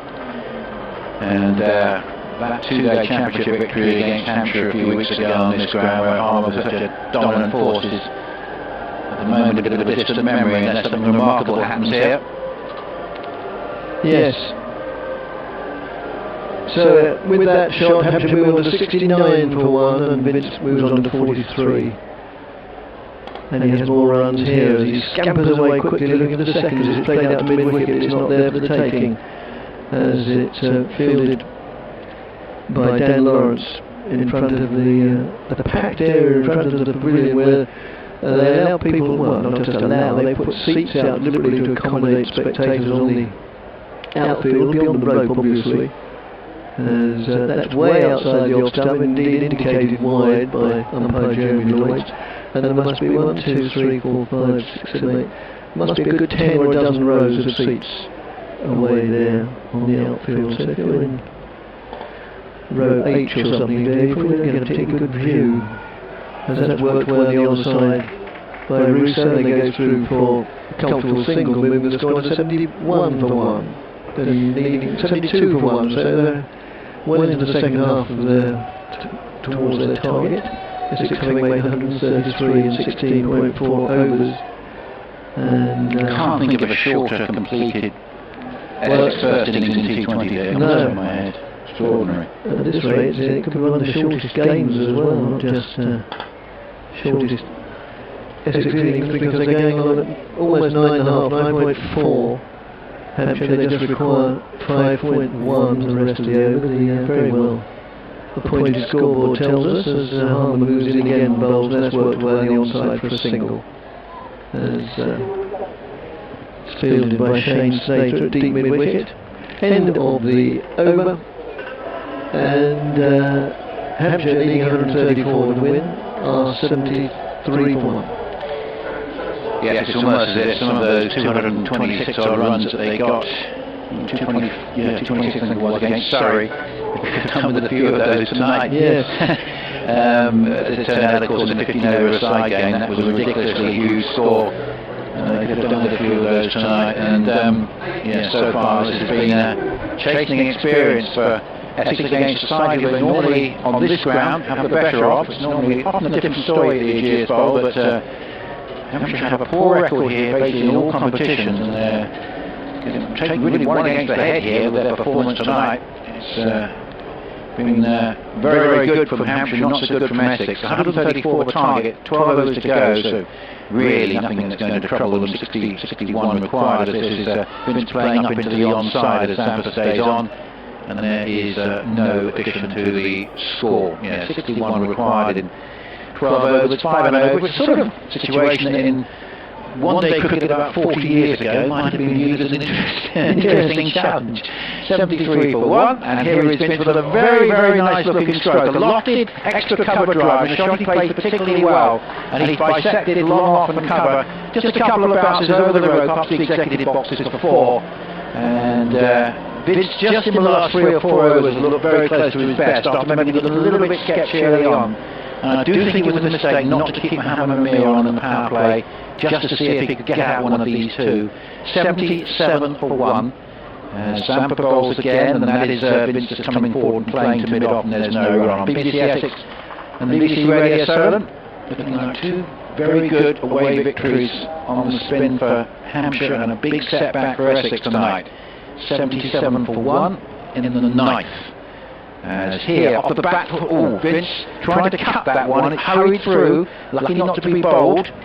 So, just had a few moments of fortune here, Vince, but we're coming up to the point where the second wicket went in the Essex innings. That's the one hope for Essex fans here.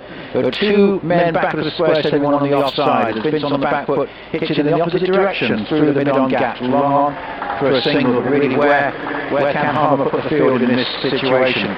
And James Vince goes through to his 50, gets there in 34 balls with 8 4 and a 6. And say, generally as he's gone on here, he's looked better and better. And 1 or 2 of those really trademark cover drives we've seen as well. 78 for 1. And Russo here on the drive sends it to cover, and there's no run.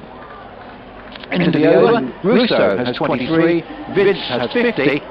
It's 78 for 1, 9 overs gone, 11 left, and the target 134.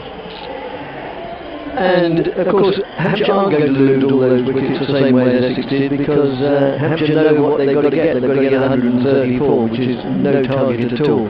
Whereas Essex, having lost those wickets in the 80s and then 101, they were looking to try and score 170, 180, put a reasonable gloss on it. So they were going for their shots and had to take risks. Hampshire don't need to do that, and that's just nudged down to third man, short third man on the ring of discs for a single by Vince, and Hampshire move on to 79 for 1. We're in the 10th over. After this, then theoretically we reach halfway through the innings. In practice we'd have probably got a lot further than halfway through the innings. Way outside the off, and another wide. And usually, I often see Harmer bowl 1 wide in a season, let alone 2 in a space of as many overs. Moves in now and bowls. And Russo's played that out to mid-wicket, and goes through for a single. They'll think about a second, and they come back quite comfortably. Throw comes into the bowls in, not a very good throw. It didn't really matter in that respect, because Vince was safely home and dry. Wow, the crowd really quite stunned here. Yes, very quiet for a Chelmsford crowd. Yes, Vince has 51, and that's high and held at the long off. And Essex take their second wicket. And at 82, well, it was 81 when Essex lost the second wicket, but it's not going to happen again, Hampshire fans. It's not going to happen again. Hampshire are going to coast this. And it's Russo who is out for 25, and Hampshire 82 for 2. Well, I think you've got to believe that lightning isn't a strike twice, though there is more depth to the Hampshire batting, and as I say, really it's just a question of just running the ball around, and you feel that I think Russo played pretty well in that innings. I think he targeted certain bowlers, he played others with discretion, ran the ball around, played second fiddle to Vince. But it doesn't look like one of his more spectacular efforts. When you've got a target of 134, you can take part in the partnership of I think it was 78 for the second wicket. Then you've done a good job, and he's played his part there. So Sam North East, who's just, I think just from memory recently, hasn't had necessarily been full of runs, but he's going to be looking to see Hampshire home here with James Vince, the T20 captain. And they're certainly still in a very strong position. It's just a question of batting sensibly here. So they do look do more depth in the batting than Essex tonight. Yeah, so the batsman crossed one of the balls in the air, so Vince faces the music and gets a little bit of a mess, a bit of a tangle, trying to play down the onside, but no harm came. Certainly going to have to bowl Hampshire out, there's no doubt about that. Oh, yes. So well up at the rate.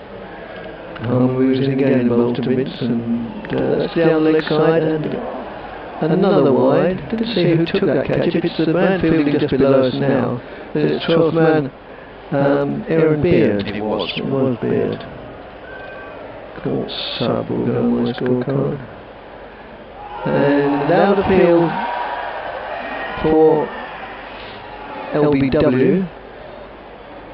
Doesn't meet with the approval of the umpire, who doesn't, well, he does signal leg byes, and obviously did hit the pad, and first of all I thought he wasn't going to indicate anything. And he's not getting any response from the scorers, he's having to stand there with his leg in the air, but eventually. No, the scorers only respond in World Cup finals. Yes, that's right. Nice to see Tony tonight, still very pleased with his work in the World Cup. Tony Choke gets a scorer. Well, I say he should, but he has one game to score. And that's worked away on the onside, back with the square. For another single to Vince. Vince moves on to 52 off 38 overs, and that's the 10th over of the Hampshire reply. Theoretically, the halfway mark, in practice probably a lot further than the halfway. After a few more words from Nick, he'll be joined by Kevin Jones. Thanks very much, Dick, and Kent, with their strong bowling attack. 5 out of 5 it's going to be tonight. Middlesex 150 for 7, needing a further 60, another 55 to win in 19 deliveries. Not going to get that. And I see that Khayyam and Mohammed Nabi have been in the wickets along with Hydrusfield Jern. Very strong Kent bowling side, and they're going along very, very nicely indeed. Kent looking like they're going to win that one. So, it's going to be full water. We're talking about him probably more as a batting all-rounder. We're going to see him now bowl the 11th over, 85 for 2, target 134. Welcome back, Kevin. We're actually behind at this stage. I think Essex are probably going to have to bowl Hampshire out to win this game, though, as here comes Walter bowling, and that's pulled. That's a short ball. It's not a good ball. Well, I said it was a batting all-rounder on that evidence, and his batting evidence really backs that up. That was a real long hop warm-up delivery, which was just helped on its way by North East to the boundary for 4. Not what you want, there's only 50 required for the opposition, and that's just taken Hampshire a little bit closer.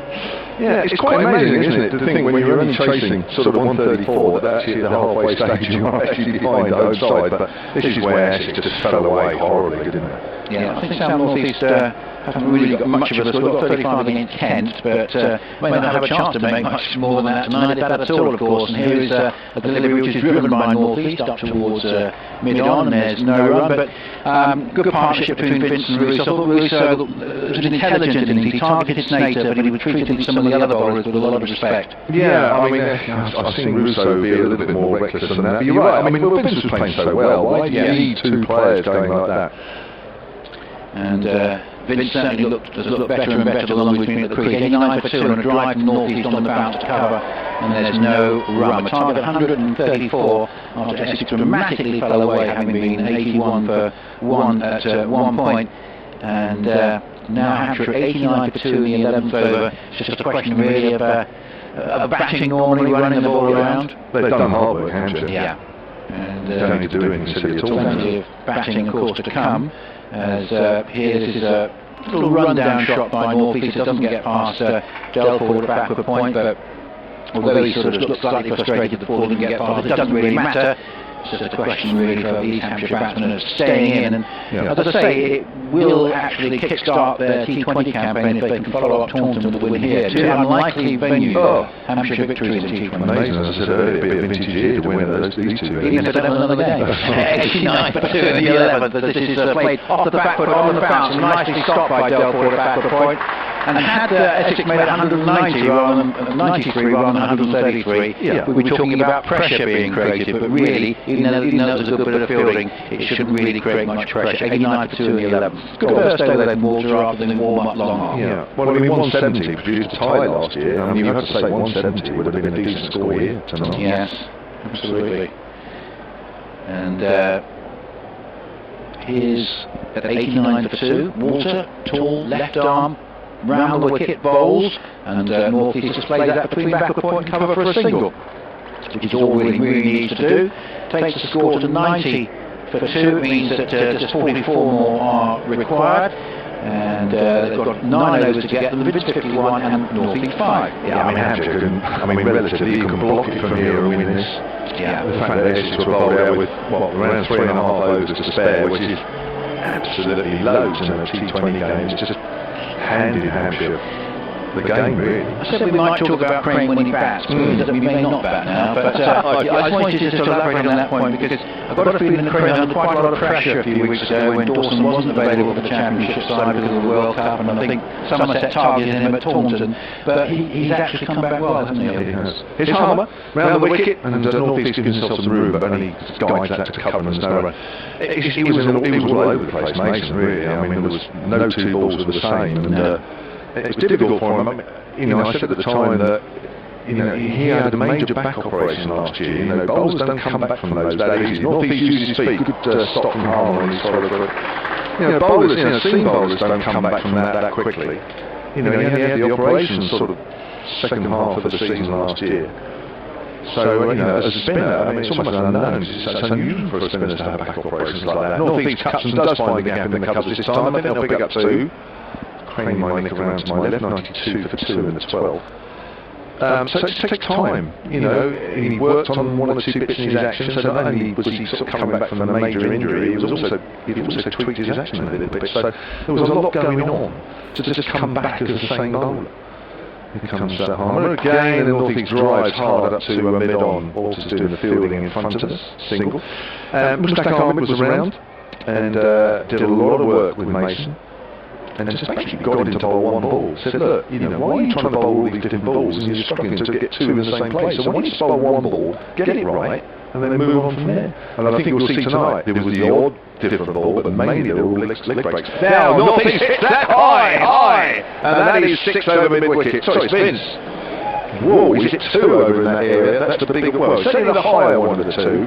Whether it went any further, I don't know. He did it any further than the river. Hampshire hitting the bigger 6s tonight. They were winning on that score as well. And Vince, after a slightly sketchy start, he got that cover drive going. He had a couple of really nice cover drives, didn't he? And he's looked imperious. He has, isn't he? Harmer looks different bowler, the bowler with the white ball. It's amazing. It really is amazing. He doesn't quite have those slips around. He doesn't quite have the same hold over the batsman as he does with the red ball. 99 for 2, Vince moves on to 57. He could be the future championship captain when he can just decide when to bring himself on and stay on. He has been absolutely brilliant in the championship, of course. Vince drives through the cover. That's a good diving stop. That's probably safe 4 runs. They'll come back with a make-up of 2 actually. Harmer's running back to extra cover, and the throws. Now whether North East would have been home or not if the ball had hit, I don't think it really matters because it didn't. And Hampshire have moved on to 100 in the end of the 12th over. 134 was the target. So basically, Mushtaq's done really well with Mason. He's got him about 1 ball, get his leg break right, which gives him another over, get that right, get him another over. So he's actually now staying on, and actually, I wouldn't say exerting pressure, but he actually now is giving himself a chance to take wickets. And tonight, he's actually bowled well in the T20 competition, to be fair to him, not just tonight, but I thought tonight, you're just seeing that loop again, you're just seeing the nice way the ball comes out of the hand, and it's there more and more now. Obviously having Vince and Dawson back, admittedly Vince had a couple of low scores in the last 2 games, he got 51 against Kent, but that long layoff where neither were really playing any cricket, very frustrating for Hampshire. And I think, particularly with Dawson's bowling, I think they missed Dawson's control in some of the championship matches. The fact that Dawson could come on and keep it tight for a while, particularly with Crane not being in the best form. Maybe that will help Hampshire in the closing weeks of the season. Hampshire, of course, for once, looking very settled in Division 1 this season, so that's they can sort of enjoy the last bit of the championship season. Here is Mohammed Amir, that's run down by North East for a single. Now, do you enjoy finishing mid-table? I don't know. Well, I suppose try and do as well as you can, but I think Hampshire still have to play Somerset at the Aegeus, and I think Essex fans will have one of those flat wickets that you have at the Kent game, where it's very difficult to force a result. Well, they didn't set out, either them or Warwickshire, it didn't set out to be flat. Warwickshire surprised everybody by being very flat at the end, that's why we couldn't bowl Warwickshire out, and actually Kent, it didn't do as much as everybody thought. Mohammed Amir going over the wicket bowls, and that's a looping bouncer, but basically no need to offer a shot at that, and in fact Vince sort of stayed half forward as if sort of waiting for a call from the umpire, but basically just decided he didn't have to play at it. 102 for 2, chasing 134 on the 13th over, there's no need to play at it. What about the use of a mere here? First over, I agree. sixth over. I'm surprised he didn't get a second over. I agree. The Vince Russo partnership. Yeah, I mean, Essex needed wickets up front, and who better than your main bowler? I agree with you. I was very surprised.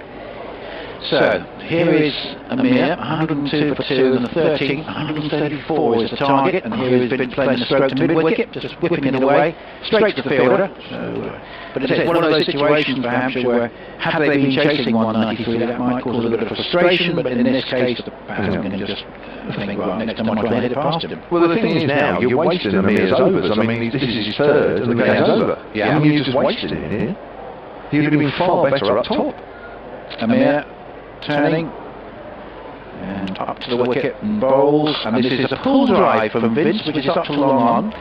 Shot we sometimes see in T20. It looks like it's a pull shot, but it actually goes to long on, not particularly timed. It just throws his head back a little bit, as if he was wanting to hit that a bit squarer, I think, because if he was looking for that boundary up towards the green colour tent away in the distance. There was a lot of spectators. They all stayed. They haven't deserted Essex tonight, the home crowd, but they are quiet. Well, I'm not surprised. Yeah, it's a Thursday night rather than a Friday night crowd. Well, it makes a change, actually. As I say, I mean, obviously I'm enjoying it.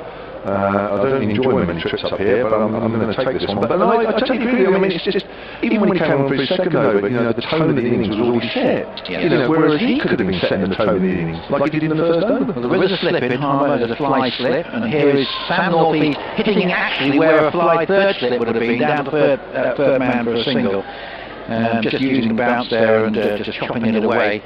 No, there wasn't much of a percentage chance of him being caught, but got a single. Interesting field, isn't it? There with the backward point, and you've sort of finding this gully and the third man as well. It's almost as if they're deliberately targeting that area to the batsman, aren't they? 103 for 2, and of course Hampshire can do their net run rate a little good here with a win in say 15 overs or so, which is looking on the cards if they find a few boundaries quickly. Amir bowls, and here, that's a good delivery. It's slightly slow on Vince trying to just cut it away, doesn't make any contact. And there is no run, but Vince stays on 60, and he's got there 42 balls, North East at 11, and Hampshire needed 134 to win, are handily placed at 104 for 2, and that's the end of the 13th over, so they've got 7 overs now to get a further 30. I mean, that was good over 3, but as I say, the game's over, really, isn't it? I mean, Hampshire would have to play unbelievably badly here to lose this. So, you've got Amir, but that's a waste, really. Three, great. I mean, his next over could go for 3, and Hampshire still wins with 2 overs to spare. So it's almost as if they had a plan, a bowling plan before the start of the game, and they stayed to it. They haven't really looked at the game situation and said, right, we need wickets early up. Who's our best man to get them? Oh, Amir. So let's have these first 2. Let's have these, not 1. I mean, I would have said 2 would be minimum. Maybe even get 3 out of him up top, because by the time he comes in and bowls here now, if Hampshire get away to a fly, they know Hampshire's going to play shots because that's the way they play, like most teams, but the players do, and it's just been wasted, really. We've got Quinn, haven't we, as North East gives himself some room, strikes it up to middle.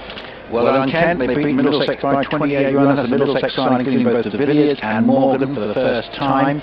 They've won by 28 runs, getting past 200. That was too many with their strong bowling attack. And Kent have 5 from 5. They go to 10 points and pulling clear at the moment at the top of the table. So terrific start for Kent, who look in very good order in this competition. Tough one for us at Beckenham Sunday. Quinn again short, but pulled away by North East in the air. One bounce down to mid-wicket. Just a single, fielded by Snater. We went there on a freezing cold day in May for a 50-over game, and it was certainly one of the coldest days of the season. We were well looked after, and a bit of hot food, which was nice. But no, it's certainly an enjoyable venue, and so only enjoyable when you win. Yeah, I think there'll be some Hampshire support there. It's easier for Hampshire fans to get to the background than it is to Canterbury, which is very much tucked out of the way for Hampshire fans. There's no enjoyable venue if your side loses. Well, they'll go into the game in good spirits, I think. Of course, they'd like to win tomorrow night as well against Northern. Quinn in his third over here, bowls to Vince. Short. Vince pulls that away, has he got an edge? No, goes through to Wheater. I thought that might have been called wide for a minute. It looks slightly leg-sided, but no, said Jerry Lloyd. 105 for 2 here in the 14th, Hampshire leading on 29. One other game going on in the South Group. Well, it's pretty tight. Got more than 172 for 5 at Cardiff, which isn't the highest scoring ground. Gloucestershire 64 for 3 after 9. They need 109 and 11 overs. That's quite testing. So Cardiff isn't particularly quick scoring, so I think more than on top there. Hampshire playing Glamorgan at home tomorrow. Foolish, that's driven by Vince in the air, but finds the gap to mid off an extra cover, and that's gone for 4. Yeah, he's really got the cover drive going. There was one marvellous one, wasn't there? Just a few overs back, and then he hit the stroke direct to cover for a couple of bounces to the executive boxes. But no, this has been a night for Hampshire to put some of their fairly miserable experiences in recent history to bed. For sure. And it's been a very professional performance by Hampshire, helped by a poor Essex batting performance after the second wicket partnership was broken, it has been said. Poorest to sink from Essex, I think. That being too exaggeration. So there's a hard drive over mid-off, and that's going for 4. In the air but safe. That was right out of the middle of the bat from James Vince. I was going to say the ball before, actually. Vince was noticeably sort of opened out his stance, and his front foot was going down the sort of line of the leg, maybe outside. I can't quite tell on that one. That was hit a lot straighter, but same result. 68 moves on to 113 for 2, 21 needed. Well, these bowling figures have been interesting because I think it's obviously now they've decided that someone like Quinn they're going to target. Quinn's been a bit of a mix, lots of wickets, but he's often gone for runs as well in the competition this year. 9 for 28, last ball of his third coming up and away from us. Bowls to Vince once more. Short. Vince pulls that hard up to mid-on, although not quite as hard as the previous shot. Fielded by Baird. At the end of that over, 14 gone, 114 for 2. In the Surrey game, Kevin had an astonishing over, which I think went 6-6, wicket, dot, wicket. We don't have many overs with 3 wickets and 2 sixes. That was where Surrey were desperately trying to find some way. It was one of those nights, it really was incredible. In fact, that over just absolutely secured the Essex win. But that is a bit of a distant memory for Essex supporters now, and they are in a little bit of a mind now in this group. I think they're not going to worry too much about Kent. It's just a question of making sure that they can get a second win perhaps tomorrow night, which will level up this defeat. It's going to be with the rain out and 2 defeats, another defeat tonight, so that would make it 1 win in 5, and becoming quite a difficult start for Essex in the group. We don't want to lose tomorrow then, do you? No, I think there's going to be a lot of trouble if they're in. So Zampa, who's been sort of tiny enough, but in a sort of fairly hopeless cause really. 20 needed, and Zampa bowls, and that's picked up by Vince, and that's a magnificent shot. He's hit that probably one bounce away from a deep mid-wicket boundary for 4, and I think Vince is looking at the Hampshire run rate here and thinking, well, now the game is won, let's get it over and done with, and let's really give our net run rate a boost in case we're level on to another side later on. Oh, he's just striking the ball nice. Yeah, I think he's looking at both now, isn't he? He realises it's in very good order. 118 for 2, we're only in the 15th over. And it's an absolute cakewalk for Hampshire here. Zampa bowls a bit again, picks it up. This might go all the way for 6, I think it has. It's a very nice clean hit, pretty much the same direction, but actually clearing the mid-wicket boundary and going for 6. And 124 for 2. And Zampa now getting treatment, and it's been a night Essex will want to forget, and they're going to have to forget it quickly because they're playing again tomorrow night. They've got a long journey to Bristol. They might be making that tonight as well, I'm not sure. But my word, they've got a bit of thinking. Do we one of those specialist batsmen back, albeit Paul Walker batted nicely. But sort of a low situation. Yeah, all sorts of little issues there.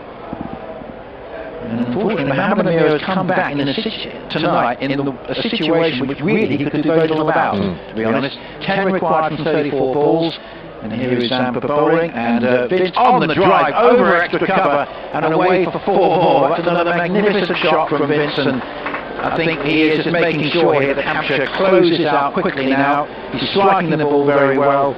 Zampa just basically in a hopeless situation, putting him more or less in the slot for Vince. 2 have gone to mid-wicket, 1 has gone over extra cover, 4-6-4, and it's been a terrific night for Hampshire. 128 for 2. Zampa bowls, and Vince cuts it away, goes out towards deep cover for a single, and it's going to be northeast to have the strike with 5 needed, only in the 15th over. Wow. Goodness me, what a performance by Hampshire. Really has been very, very good. And And just comparing the two sides tonight, you just thought there was a bit more experience in that Hampshire side. This is a drive from the north-east without timing, not that it matters at this stage, goes up for a single. So, tell you what, I'll leave this ball with you, Kevin, because it's fourth win, 130 for 2, so take it through. Yeah, last ball of the 15th, it could be all over here, the way Vince is striking it. Sam's just been sort of hitting in the slot. But when somebody's playing as well as this could be all over. Now he drives hard, but only up to mid-off, because he didn't time that one. And Vince just sort of waved the bat around in his hand as if to say, I didn't time that. But I'm facing the next ball. So it could be all over in this next over. 15 gone. And Hampshire are 131 for 2. Dick's just considering whether to come back for the last 5 overs, but the game will end, and you're doing the next over, so the game will end in the next over. He doesn't need much. He'll think about tomorrow night. 3 needed, 30 balls remaining. Surely no side can lose a game from here. James Vince has been exquisite tonight. 85 not out, 13 from Sam North East. Donald out second ball for 4, Riley Russo for 25, the batsman we've seen so far. Hopefully we won't see any more. I'm sure the next batsman out is thinking that as well. Not going to see Crane. No, nor Dawson, who should be the next one out. Harbour bowls, and that's turned away on the leg side, but only a single, 132 for 2. 2 runs needed by Hampshire to win this game. And tomorrow night, Hampshire have got a game that they'll quite, even if Morgan wins tonight, they should feel they could probably win, given the Morgan's batting so far in the competition. Yeah, and also the momentum's with Hampshire all of a sudden, so it suddenly becomes, it feels slightly easier. Oh, North East is slogging across the line, almost bowled. I don't think that's missed the stumps by very much, or has he? Is he walking off? He is. I think that's just touched the off stump. He is off. He's gone. And then he is out for 13. Quite bizarre, actually, because he just walked off, nobody moved. None of the players moved. North East took time to get going. Yeah, very disappointed. Yeah, 133. A delayed reaction from the crowd, who've got their first real moment of enthusiasm for the Essex situation. Well, perhaps since the second ball of the Hampshire innings, but really realistically since the fall of Wesley. I mean, you look back at this game and the breaking of that second week partnership, the fact that Wesley and Wheater are out in consecutive overs, and then perhaps the real killer moment from the Hampshire point of view, with their slightly depleted batting resources, Tender Starter and Lawrence out in consecutive Crane deliveries, and very good deliveries as well, deceiving Tender Starter, who got far too far underneath an attempted off drive, and then a very good delivery from Crane to Lawrence, which I'm sure one of the best balls he's bowled all season. Oh, I didn't think we'd see Liam Dawson. I don't think he thought he was walking out to the middle, but he is. I've seen Sam North East go out several times actually, sort of slogging across the line really to a spacious delivery. Here's Dawson then with 2 needed, 28 balls left. Here's the first of them. Dawson works along the onside, picks up a single. Easy as you like, 133 for 3 now. 27 balls remain, just get the single run. Yep, so it's going to be, in fact the innings is going to end probably just before the Essex innings did, but the key difference is there's still 7 wickets in the Hutch. Yeah. Field comes up, there's only one's needed. Vince is facing, he's on 86 not out. Shot over the top is on, of course. There's Harmon bowls, it's full. This is a good one, and he dug it out to short by leg throw, comes into the bowler's end, Vince is home, and that is the game. Hampshire won by 7 wickets, 133 for 3. Vince finishes 87 not out, and really this was a no contest. And to be honest, I'm used to saying that when I come to Chelmsford, but usually it's because Essex have outplayed Hampshire. Yes, I mean that's the situation, isn't it? It reminds me of the famous Monty Python election night special sketch where they say the expert says pretty much as I predicted, except the silly buddy won. And there's an element of that, isn't there? The fact that you normally they come here and think, oh, Essex will easily win the scratch. They've got a great record against Hampshire, so I think it will be quite a straightforward one-sided game, but I won't tell you which side won. And it's been very strange, hasn't it? It's been a superb performance by Hampshire, and James Vince there, just looking at his final figures, coming in at 87 not out, and really saw some trademark James Vince shots, 3 sixes and 12 fours. Maybe he'll have some involvement in the Ashes, maybe not.